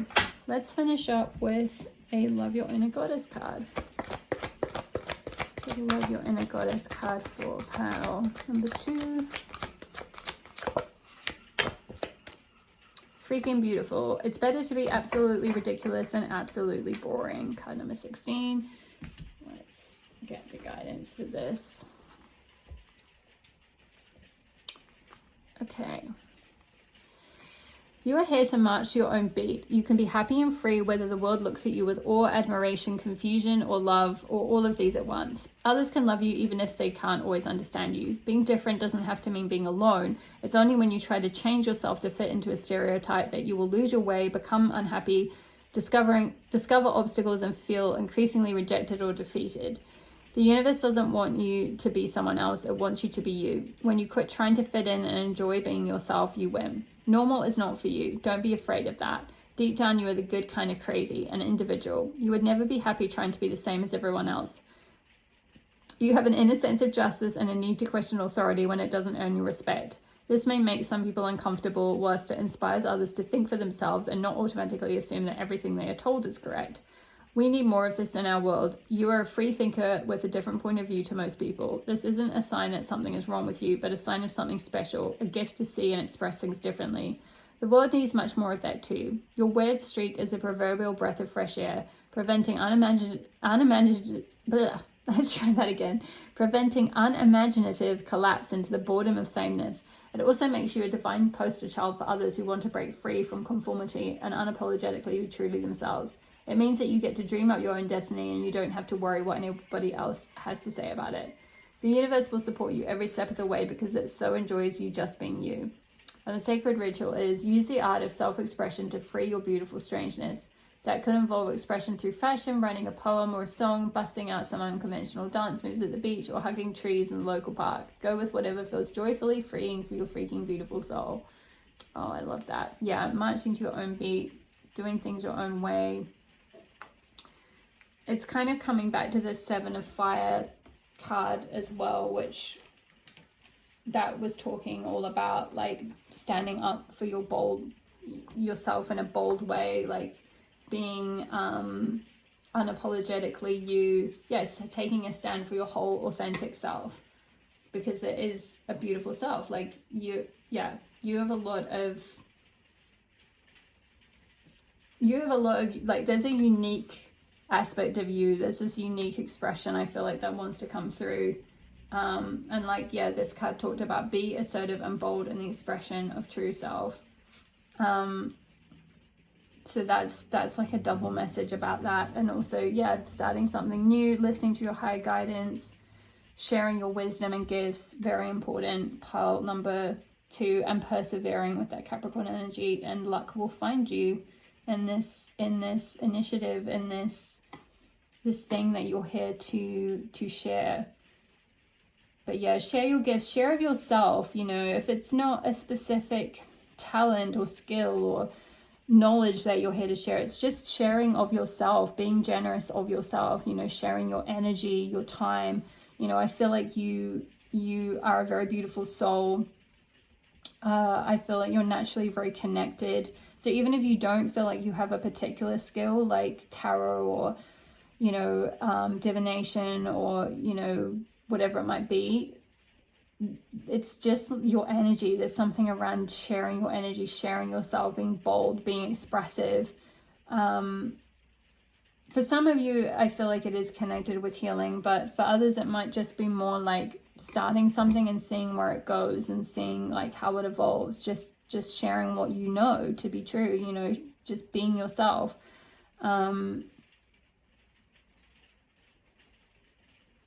Yeah, like it says, it's better to be ridiculous than boring. Even if it is ridiculous when it starts off, it's like, I don't know, I'm kind of seeing someone doing something on stage or something on a platform, possibly. Or maybe, yeah, maybe it is, you do it in a really unique way, in a really different way, but a really bold way that really stands out. It's like it people are attracted to that because it's better being like that than being completely boring. So trust in your authentic self, trust what wants to come through, trust what wants to be expressed through you. And that will be the thing, that will be the key that guides you to your prosperity and abundance. That will be how you're able to cultivate this 10 of Pentacles energy, this harvest energy. Okay, those are all the messages I have for you. Pile number 2, I hope that resonated for you. Leave me a comment below or even just drop me an emoji. It helps my channel to grow so much. I really appreciate each and every one of you who's been commenting. I always love to hear your comments and I always reply when I can. Hit the like button if you enjoyed the reading. It helps tell the algorithm to spread the video to other people who might not have seen it yet. Hit the subscribe button if you're not already part of the community. I would love to have you here. Check out my website, elstemple.com. I offer private tarot readings and also Goddess Astro birth chart readings. You can also sign up to my newsletter there. I send newsletters out every new moon and full moon with the cosmic updates that are coming up. I also blog about the goddesses on my website, and I also have a Patreon where I do more in-depth goddess readings and pathworking there. All the link to those are in the description box below. All my love to you, pile number 2, on stepping into this abundance and prosperity and harnessing the Lionsgate portal if you're watching this around that time. Otherwise, all my love, and I will see you in the next reading. Bye. Hi there, part number 3. If you chose this 9 of Pentacles card from the Tarot Cards of Modern Goddesses and this amethyst crystal, this will be your reading on the prosperity and abundance that is coming to you with messages from Goddess Lakshmi. So let's start off with some channel messages that are coming through. Then I'll move on to the oracle cards to get a little bit more guidance on this prosperity and abundance and how this might show up. And then we will take a look at the tarot to get a bit of an idea on timing, any blocks that might be standing in your way of stepping into receiving this prosperity and abundance, anything you need to do in order to align with it. And then we'll finish up with a couple of crystal cards and a Love Your Inner Goddess card. So let's get straight in with the channel messages. So pile number 3, I'm getting a really strong energy of spiritual entrepreneur, spiritual business, something related to using your intuition. There's a lot of purple on this card, and also you chose amethyst crystal. You got a purple crystal as well, which, by the way, I choose these blind. Like, I kind of just close my eyes and kind of dip my hand in a little bowl, and this one came out, and I just love that. It's kind of, yeah, purple. There's a lot of purple energy here. which is connected with the third eye chakra, the center of intuition, and also your crown chakra, which is the center that connects you with the divine, with the universe, with your guides, with all of that. So I feel that there's something related to your prosperity and abundance that is coming to you is connected with your spiritual self. It's connected with your higher self. It's connected with your relationship with the divine, or with your connection to your intuition. It's like that is going to be something that if you're not using that directly to gain this prosperity, to manifest this prosperity through that gift, then you're using it indirectly, in the sense that whatever it is you do, say you have a business or something, or you're in a regular job or whatever it might be, your intuition and your connection with your higher self, with your spiritual self is so it's so divine, like you're so divinely guided is what I'm getting, that like it will steer you in the right direction in order to manifest more abundance, particularly if it is something like some kind of business. It's like you'll have this intuitive knowing around what opportunities to go after, around like how to market yourself, around how to like what to sort of put out there with your products and things like that, what opportunities you need to go after to promote yourself in certain ways. Like I'm just kind of I'm being shown a visual of someone like going on podcasts, or like speaking on a stage, or like sort of finding ways to, I'm sort of seeing like PR, like even being in a magazine or something like that. It's like finding ways to kind of get your product, your services, your work out in the world in some way. And it's like you get very intuitively steered to the exact right opportunities for that. And that is going to be something that's going to bring you this like beautiful, we can see this figure in this beautiful garden here with this kind of, archway of grapes. So it's just like very plentiful, very abundant. Grapes are often shown as that kind of cornucopia sort of energy. They are a symbol of harvest. So it's like a lot of harvest is going to come in for you. I feel like you are headed towards, if you're not already certainly on the way, I feel like you're already taking steps towards this, a lot of prosperity and abundance. I'm just kind of seeing with all these like gold coins that are coming up out of the ground. It's like certain seeds that you've planted in the past and things you've been watering and tending to. It's like they're now growing up and reaping rewards for you. They're reaping, money or some kind of resources or some kind of abundance for you in some way.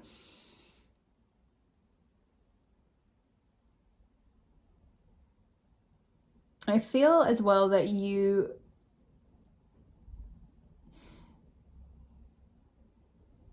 going to be very stable is what I'm getting. I'm sort of getting, it's almost like with her gumboots on here and the plants all around her. It's almost like she's kind of on like farmland, or, been sort of tilling the soil and, planting plants that are growing, and she's kind of really actively tending to them.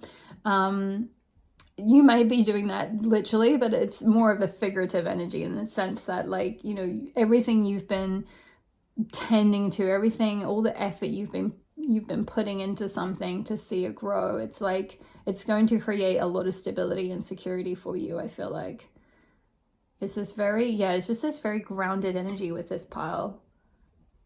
It's going to be interesting to see. I don't sort of get that there's a huge amount for you to need to do, but we'll get into that in a bit more detail with your tarot.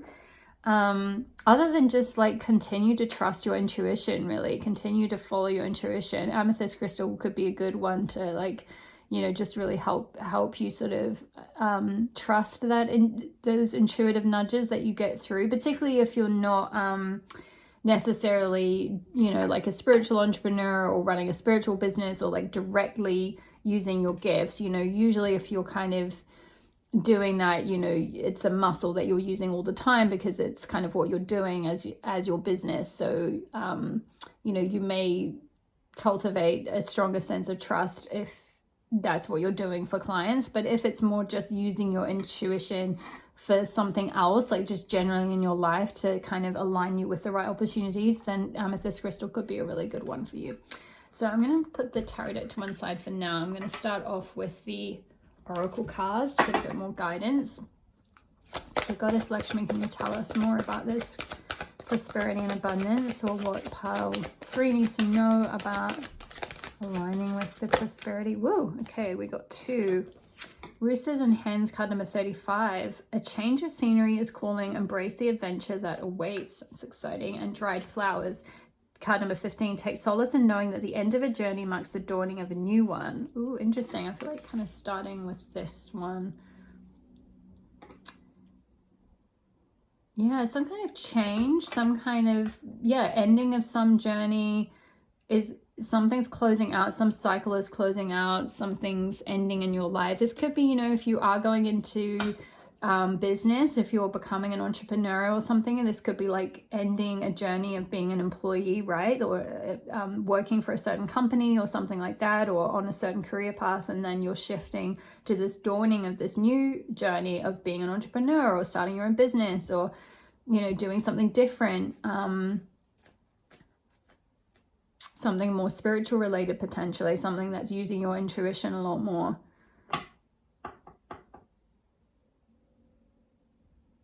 It could be, I feel like if this isn't, a change of scenery in terms of like moving locations, moving countries, traveling, something like that, this could just be like talking about a change anyway, like, because we've got end of a journey and the dawning of a new one, and then a change of scenery. So this could be kind of talking about a change of scenery in your work, a change of scenery in terms of how you, do your business, or like what you do for money or something like that. There could be some kind of transformation there. Let's get another card. Let's get a little bit more detail. We've got Insight. Ooh, I love this. Be open to enchantment, card number 17. You've got a lot of birds. In all of these cards, you have birds. There's a bird in your particular Nine of Pentacles card, which I didn't mention, which is also birds and messengers for spirit. And it's like this figure's literally holding this little messenger on her hand and listening to it. So it's like the more you listen to that guidance and those intuitive nudges, that insight that you get from spirit, the more, the more you're going to be able to manifest and step into wealth and abundance, excuse me, and prosperity. And you've got 2 birds on this card, you've got a raven on this card, and like hens and roosters on this card. So yeah, there's a lot around birds. Birds are also symbolic of freedom as well, and movement. So maybe for some of you, part of the wealth and prosperity and abundance that you're wanting to manifest for yourself, or that is going to manifest for you, is a certain level of freedom, financial freedom, and the ability to travel, the ability to have location independence, or just more time for yourself, more time to take holidays when you want, or the ability to like work from home, laptop lifestyle, digital nomad, that kind of thing. It's like you're able to potentially monetize some kind of gift, something using your intuition, or you're intuitively guided towards monetizing something. You get some sort of insight around something, and then that allows you to kind of have that freedom. It allows you to kind of, move around a bit, to have changes of scenery. So maybe if you felt a bit kind of stuck, like maybe you're working in an office at the moment or something like that, that's what the end of that journey is that life, that, being maybe stuck in one place or something, or being, inside, or whatever it might be, being stuck in a certain location or doing set hours or something. And then the new journey, the change of scenery you're going to have is this much more freedom, much more like location freedom and time freedom and ability to work where you want. And like maybe for some of you, this is like getting out, I was talking about this farmer energy at the beginning, more in a kind of figurative way, but potentially this could be some of you wanting to like move out into the countryside. Like that could be what this change of scenery is. You've been working in a city, working in an office or something, and you're like, actually, dang, I'm done with that life. I am so done with that. That's the end of that journey. I'm tired, I'm burnt out.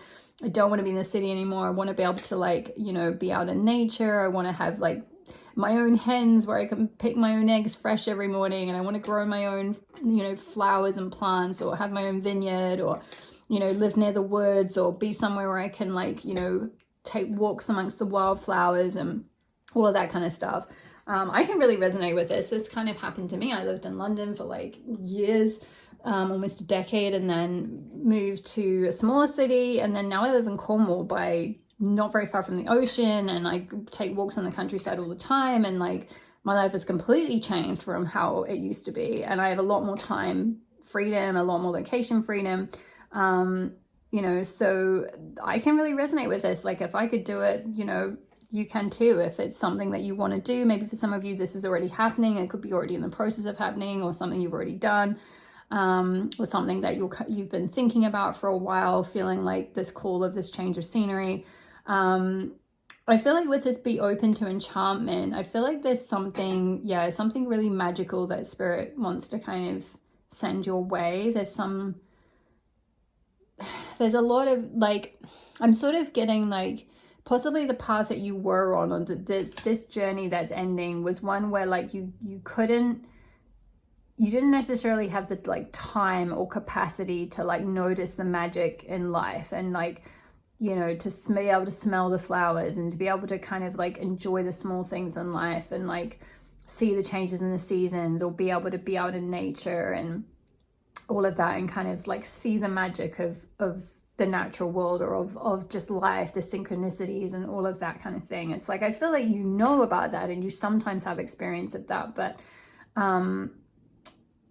it's like the life that the path that you were on, or the journey that you were on that's closing out, is like one where you couldn't always be that tapped into that sort of enchantment, that kind of magical way of living. And the new journey that you're going into is one where you're opening more to that, more to the kind of synchronicities, more to like little magical intuitive nudges where the universe just brings things out of the blue towards you that are just completely unexpected. Let's get a green witch oracle card. What's this pile? Green to know. Tell us more about this. Whoop. Okay, it's gone on the floor. Excuse me. We've got continuance, card number 26, with Capricorn energy here. Some of you may be Capricorn, Sun, Moon, Rising, North Node. There's something, I feel like there's something here that maybe for some of you, you've already started this dawning of this new journey, maybe something you've already begun.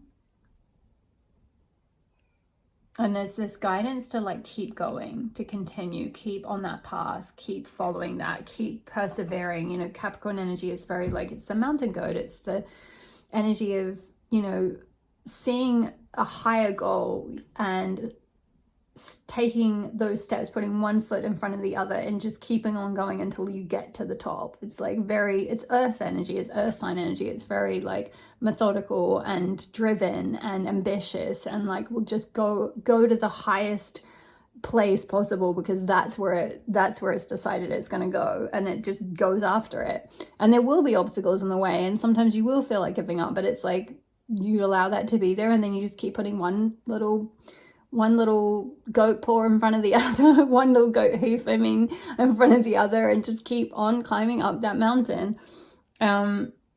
Keep following the insight that you're getting, I feel like, as well.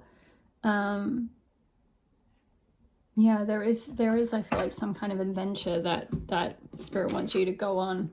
Could be a bit of a spiritual adventure. It could be a travel adventure, possibly.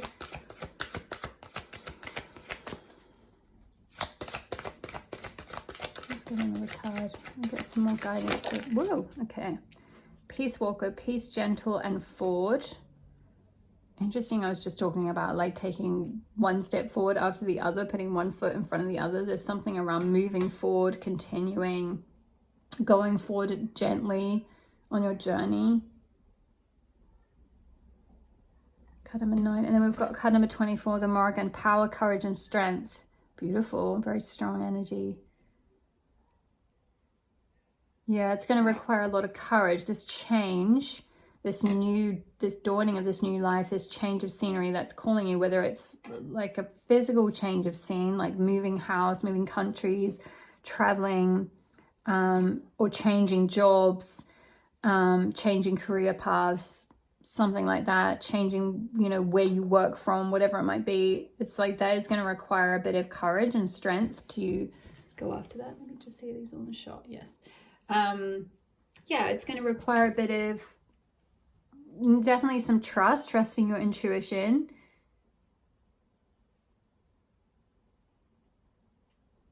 Got another bird, more birds here. So yeah, there's a lot around spiritual messages trying to come through to you. Being open to the messages, the synchronicities, the signs that spirit is trying to send you. I feel like there's a lot of messages that you get sent. Some of you may be picking up on them and noticing them. Others, you may not be. It depends on kind of where you're at. I'm just noticing the scissors suspended in the air here. Scissors are about, you know, cutting away, like cutting cords, cutting away things that aren't serving. So there may be a little bit of a need to, with closing out this last journey, to like cut away something that is no longer serving you. So it could be, yeah, closing out a cycle, ending a job, cutting away, you know, sort of certain relationships, friendships that aren't serving you. Or yeah, a location, a home as well. It could be a home, moving house, like cutting ties with a house or a home or a place you were living. Because we've definitely got this like change of scenery idea, more of it going on an adventure, moving, like being open to something different, moving forward. I'm feeling called to read from the guidebook. I'm going to start with this one. Excuse me, roses and hens.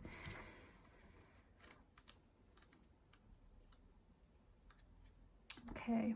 Curiosity, uniqueness, and birthing something new. Ooh. Chickens are very intelligent and curious animals. They love to roam and explore their surroundings, and studies confirm that chickens are very aware of the world in which they live. The rooster and hen card has presented itself to pique your curiosity.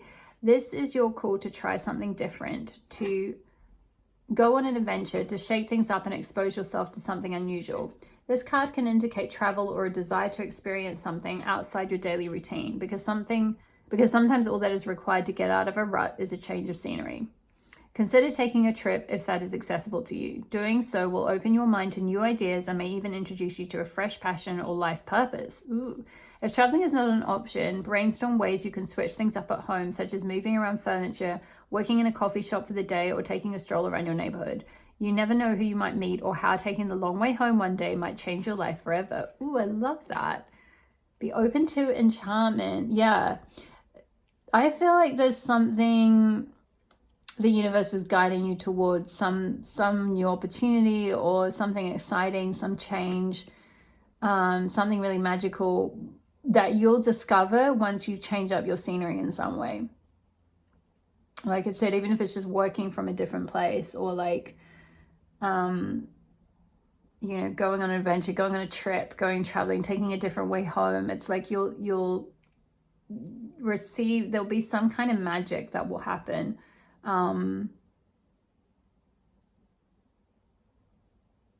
And that will be something that I feel like is quite significant. I don't think this is something small. I feel like this is something that is going to like guide you towards this lifestyle that you want, towards this like prosperity and abundance that you want. It's like you'll go home a different way, and you'll end up going into a different shop, and then on the notice board in that shop there's an ad for some kind of class or something, and you go to that class and you're like, oh my goodness, this is what I meant to do with my life. I love this. I can't not do this. This is the thing that I have to do.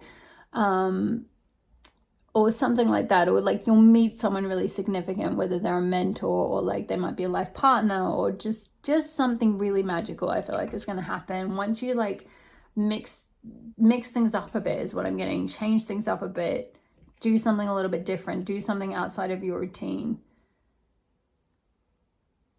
Oh, this is exciting energy. I love this for you, pile number 3. Let's get some tarot now, and then we'll get a little bit more. Can we get, I'm going to start with timing. Can we get a gauge? Woo! Knight, oh my goodness, that came out fast. I barely started shuffling. Knight of Swords. So this is fast. We've got another bird. More like, yeah, you're just super protected, pile number 3, in terms of like the guidance that you're getting. There's a lot of insight, a lot of a lot of messages that are coming through to you. It's like this person, this is Goddess Artemis. This tarot cards and modern goddesses deck has a certain goddess allocated to each card, and this is Artemis with her bow and arrow going in the direction of her goals, and we've got the little bird kind of going in that, like pointing the direction, like calling out the direction, like go in this direction, follow this dream, do this. And Knight of Swords energy is, you know, swords energy is one of the fastest energies, it's one of the fastest suits. So this could be, you know, the sooner you take action, like the sooner this prosperity and abundance and the opportunities and things will start to come to you.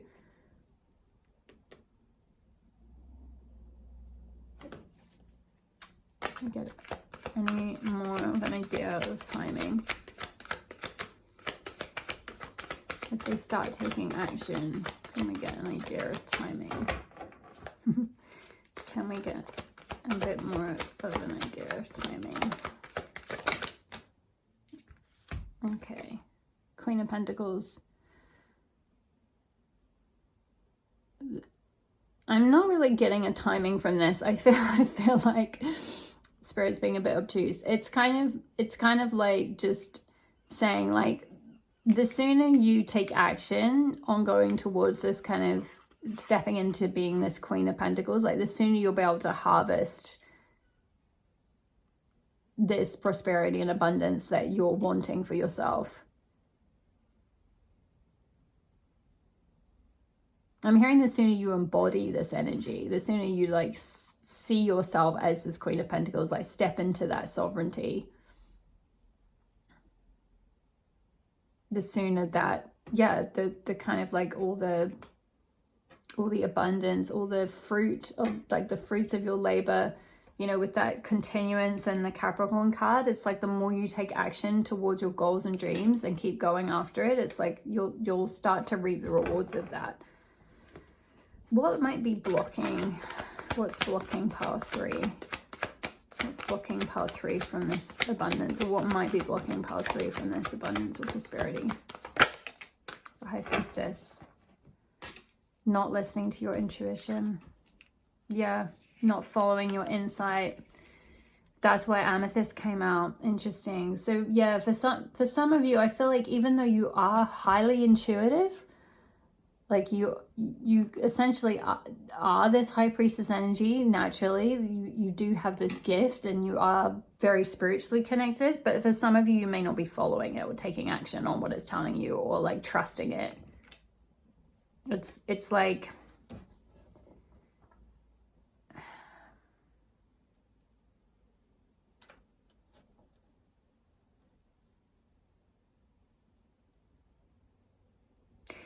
it's kind of, I'm getting like spiritual authority. There's something around you stepping into your spiritual authority or spiritual sovereignty, or like taking that seat as that like spiritual leader or priestess or guide or spiritual entrepreneur or however you want to word it, or however you resonate with that. Just using your intuition in a way that is like, that has the authority on your life. Like you see that as like, you know, the ultimate guide, rather than say, you know, your conditioning or your logic or other people or, you know, monkey mind or whatever. It's like, no, like my intuition is what I listen to. That has the ultimate authority on my life. There's something around needing to fully step into that, really, which is coming out over this power, courage, strength. Yeah, it requires a lot of courage and strength to do that, because we're absolutely not conditioned to do that in this culture. We're not. In fact, we're encouraged the opposite. We're not encouraged to trust our intuition, to trust those nudges, to trust the little synchronicities and the little insights, the little messages from spirit. We're conditioned out of that completely most of the time from childhood, unless we're really lucky to have grown up with people who around us who can model living like that and who are fully awake and fully connected to their intuition themselves. But most of the time, particularly in Western society, but a lot of the time kind of anywhere really, it's the opposite. We're conditioned out of trusting that and conditioned into sort of groupthink, or to follow the conventions of society and all of that, to go after goals that may not even be aligned with us, which is why there's the scissors here, and take solace in knowing the end of a journey marks the dawning of a new one. So yeah, there's something ending. There's something that wasn't really aligned with you, or something that intuitively I feel like needs to close out or isn't really right. There's a different way forward here that's more like intuitively focused, but like this is blocking you trusting that high priestess self, trusting your intuition is something you're maybe struggling with a little bit. What does pile 3 need to do? What should they do to align with their abundance and prosperity? What do they need to do? What can they do?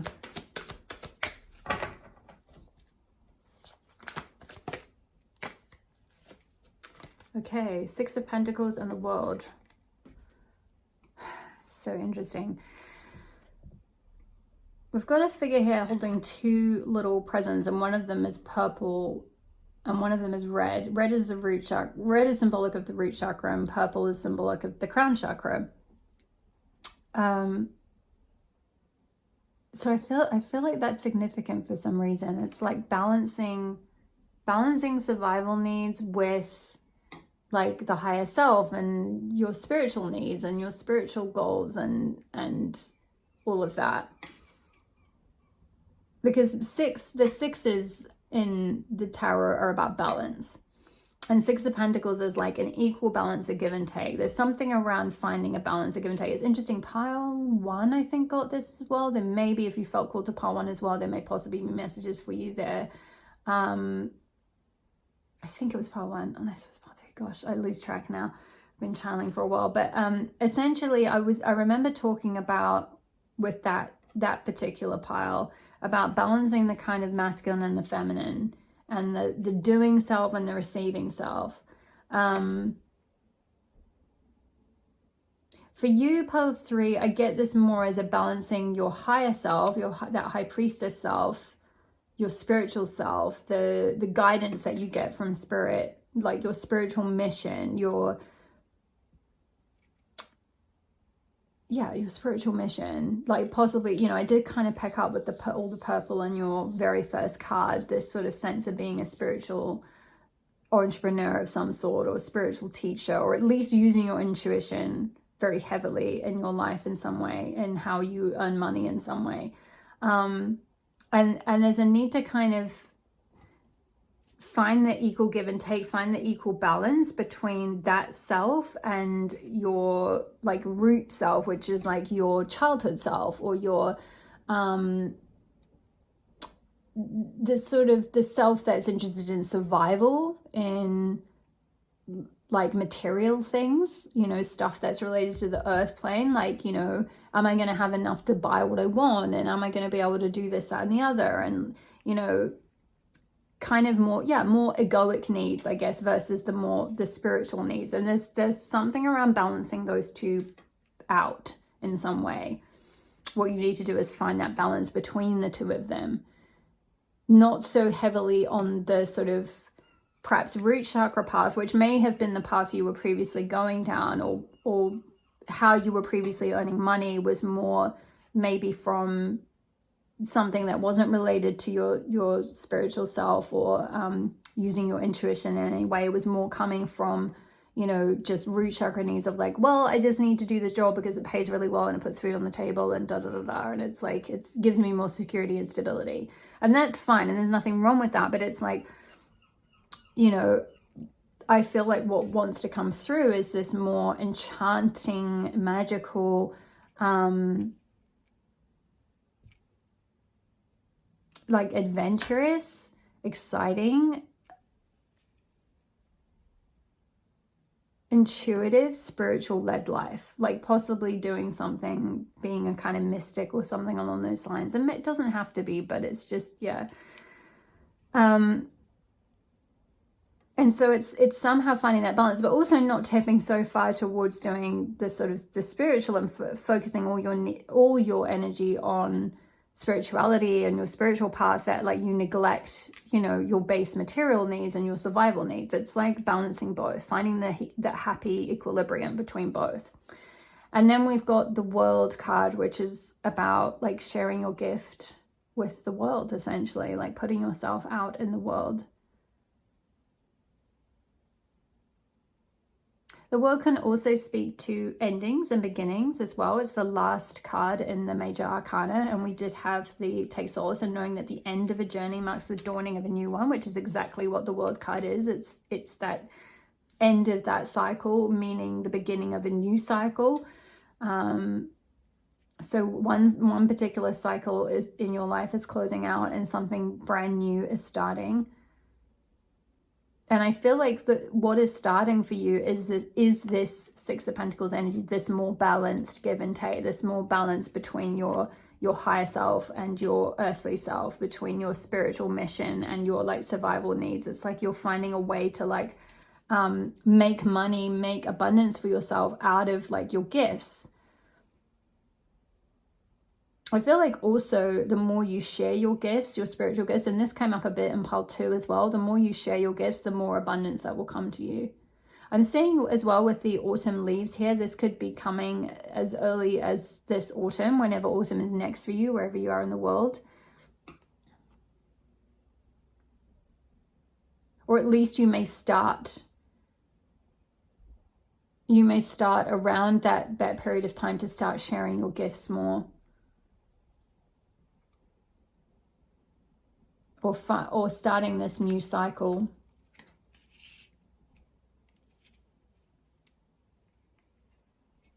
This change in scenery might start to happen where it changes things up and you start like being in a position to be able to, give some kind of guidance away, some kind of service, start being of service in some sort of way.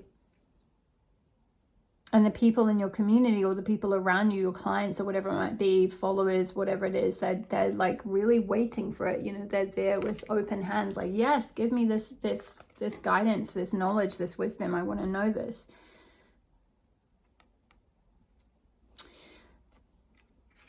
I'm feeling one more.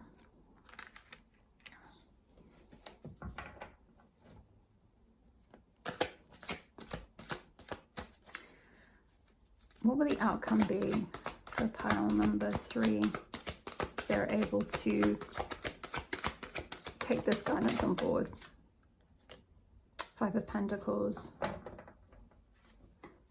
I feel like this is overcoming 5 of Pentacles energy, overcoming scarcity energy, cultivating self-worth from within. You know, 5 of Pentacles talks about kind of being left out in the cold, you know, and in its highest form, normally it shows kind of like some kind of temple or a church or something like that with a light on. And the idea is that it's really connecting with that, again, with that spiritual self, with that highest self, with, you know, God, Goddess, with the universe, that brings you the most wealth and abundance, because that is that fulfillment from within. It's like, it's not really running around on the outside that's going to give you that. Like, it can do in a physical way, but that's not really going to ultimately fulfill you. It's like the ultimate abundance and wealth is like that connection with spirit. It's really only spirit that can kind of like give that. And so I feel like that's something that you're going to overcome. You're going to overcome that scarcity consciousness. You're going to overcome that like feeling unworthy or feeling left out in the cold or feeling like disconnected from the wealth and the abundance that the universe wants to bring you. You're going to connect with that internally, and the stronger you cultivate that internally, the more you'll start to see it show up on the external.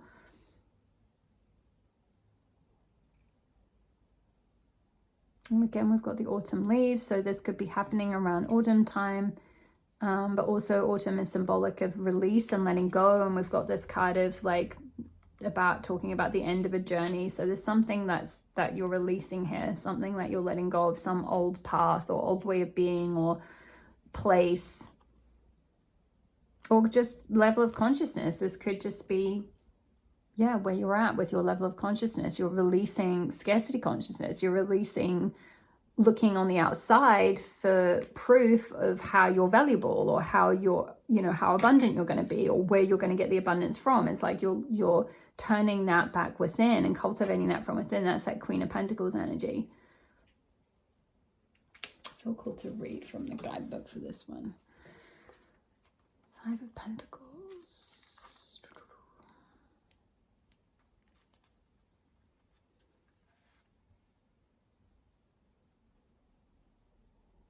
Yeah, in this card, the test is the lack of material security, seeing as we are in the field of Pentacles. Two figures lean on each other as they walk together, and for the moment, they don't see the refuge behind them.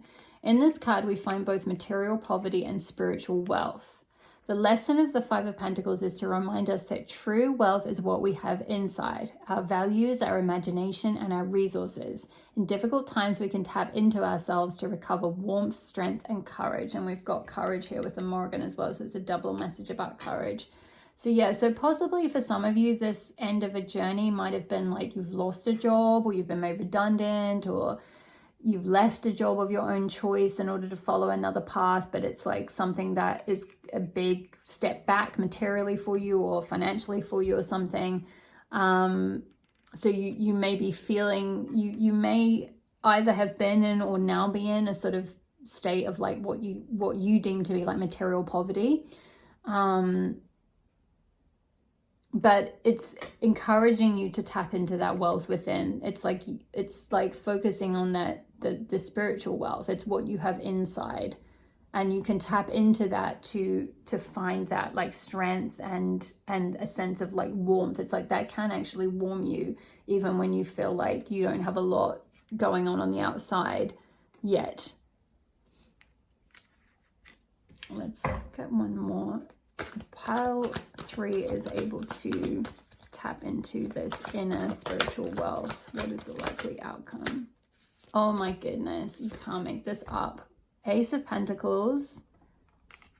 So a brand new beginning, a brand new financial beginning, like something. I feel like this is, like this, like spirit, girl, goddess, whatever, the universe, like this hand coming out of the sky, just bringing you like a huge coin, like just a huge financial windfall, a huge financial opportunity, a huge, like, this could be suddenly your business finally takes off, or, and this is coming out over that continuance card. So if you have been plugging away and feeling like, oh, it's not going anywhere, I'm not getting any money through, keep going, like keep trusting that intuition, because once you're able to cultivate that worth from within and see that spiritual wealth within you, it will then reflect on the outside. You will have a new start, and a new stable new beginning. Something new will come along. This can also be, Ace of Pentacles can also mean like a new home, a new house, something like that, because it can relate to your living situation as well. And we did have that with a change of scenery, some adventure awaits. So maybe some of you are going traveling, and then you end up like finding somewhere new that you want to live, and you start a whole new life in a new country or in a new city or something like that. Or you get a brand new job opportunity, a new job offer, or you start a business, or you monetize some gift or something like that, or something that you did a while ago suddenly comes through, and you get some money from it, starts to like sprout. And we've also got the Ace of Cups here as well, which is like another offer, but something that is emotionally fulfilling, something that you really love to do with that love heart there. And we've got the lotuses here. Lotuses are symbolic of like, growing through very difficult times. The lotus has to grow up through like the murky waters, and then it's this beautiful symbol of like peace and enlightenment and everything like that on the top, but it's had to grow through the most immense crap in order to reach the surface and be this beautiful flower to all be, to be admired and everything. So that could be, symbolic of your journey. You've had to go through a lot.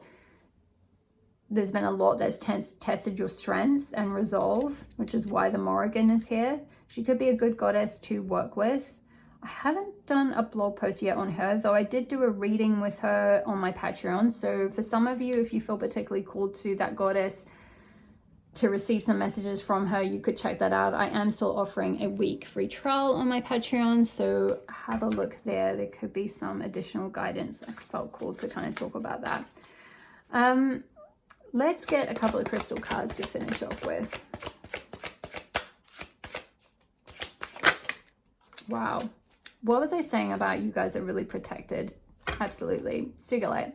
Sugar light awakens the crown chakra. I was talking about the crown chakra at the very beginning, and activates the violet flame of transmutation and spiritual protection. When you wear or carry sugar light, it sets up a shield of light that clears negative debris, making it difficult for lower entities from the astral realm to remain in your auric field. Sugar light benefits people with anxiety and paranoia because it releases the darker energy and grounds the soul back into present day reality. That's interesting because it's talking about the crown chakra and the root chakra, which is exactly what I was talking about with this card, with the purple box and the red box, finding that balance between the crown chakra aspects of life, that spiritual aspect, but also like grounding, making sure you're not like getting lost in fear and all of that, because you're grounded in reality and you're able to deal with your like, you know, survival needs and things like that. So sugar light could be a really good crystal for finding that balance. And the affirmation is, I surround myself with a violet flame of spiritual protection, keeping me safe and my energy high. And you've also got, what did I say about being on the spiritual path? You guys, you can't make this up. This is why I love pulling the cards live, because you can just see that it's just spirit with the synchronicities. Love it. Carolite encourages you to choose a path of service to humanity and to use your spiritual gifts for the good of mankind. The purple ray in this stone opens up the crown chakra, promoting spiritual awareness. Its black dendritic portion keeps you grounded.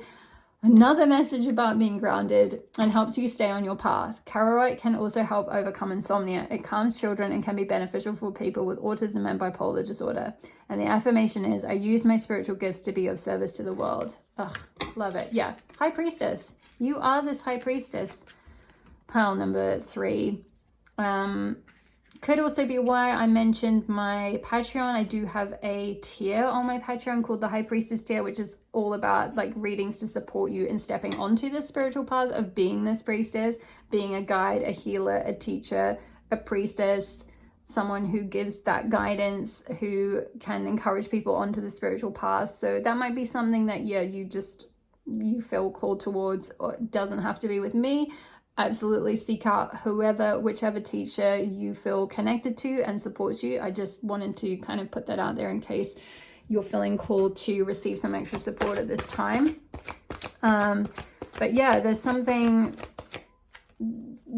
spiritual you're meant to be doing in the world, even if you can't necessarily do it full time as like your job initially, like finding that balance, right, between like devoting some time at least to your spiritual gifts and your spiritual path, but also, you know, maybe you have to do a bit of both for a while where you juggle it. You know, you have to do a little bit of part-time work, or, you know, sort of 4 days a week or something like that, doing something else that pays the bills and keeps you grounded and keeps you, you know, like meeting your survival needs. And then you also spend some other days doing stuff related to your spiritual calling.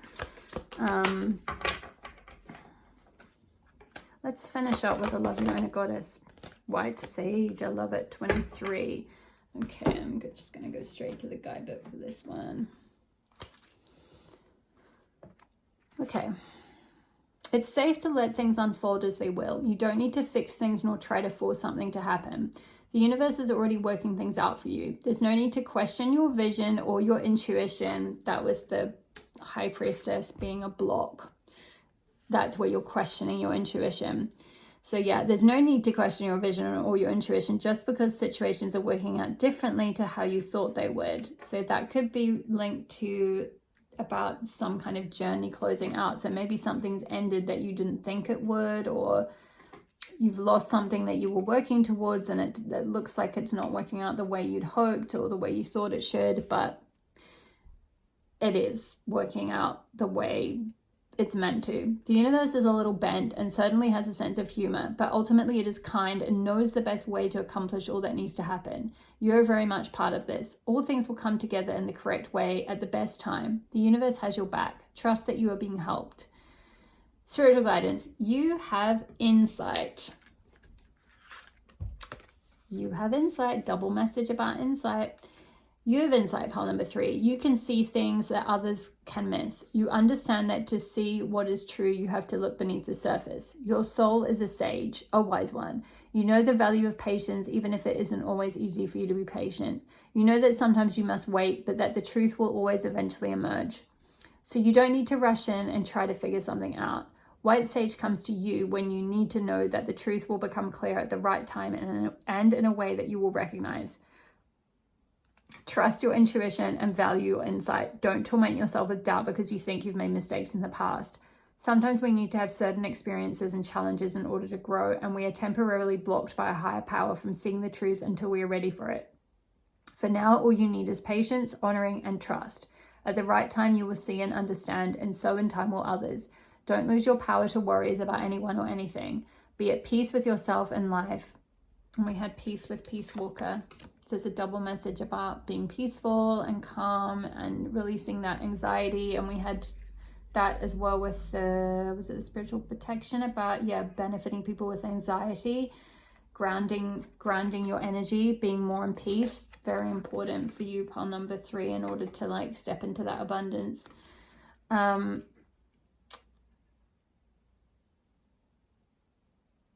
At the right time, you will see and understand, and so in time will others. Don't lose your power to worries about anyone or anything. Be at peace with yourself and life. When the time is right, you will know what is true and what to do. The highest truth will shine through. And the sacred ritual is place your hands lightly over your forehead and imagine, visualize, feel, or pretend that you have a beautiful eye in your forehead. You may imagine it blinking prettily back at you, open, clear, and all-seeing. Then place your hands over your heart and imagine, visualize, feel, or pretend that you have a beautiful eye in your heart. You can imagine that eye open in your heart, seeing deep into the truth of all things with compassion and great clarity. Ooh, I love that, pile number 3.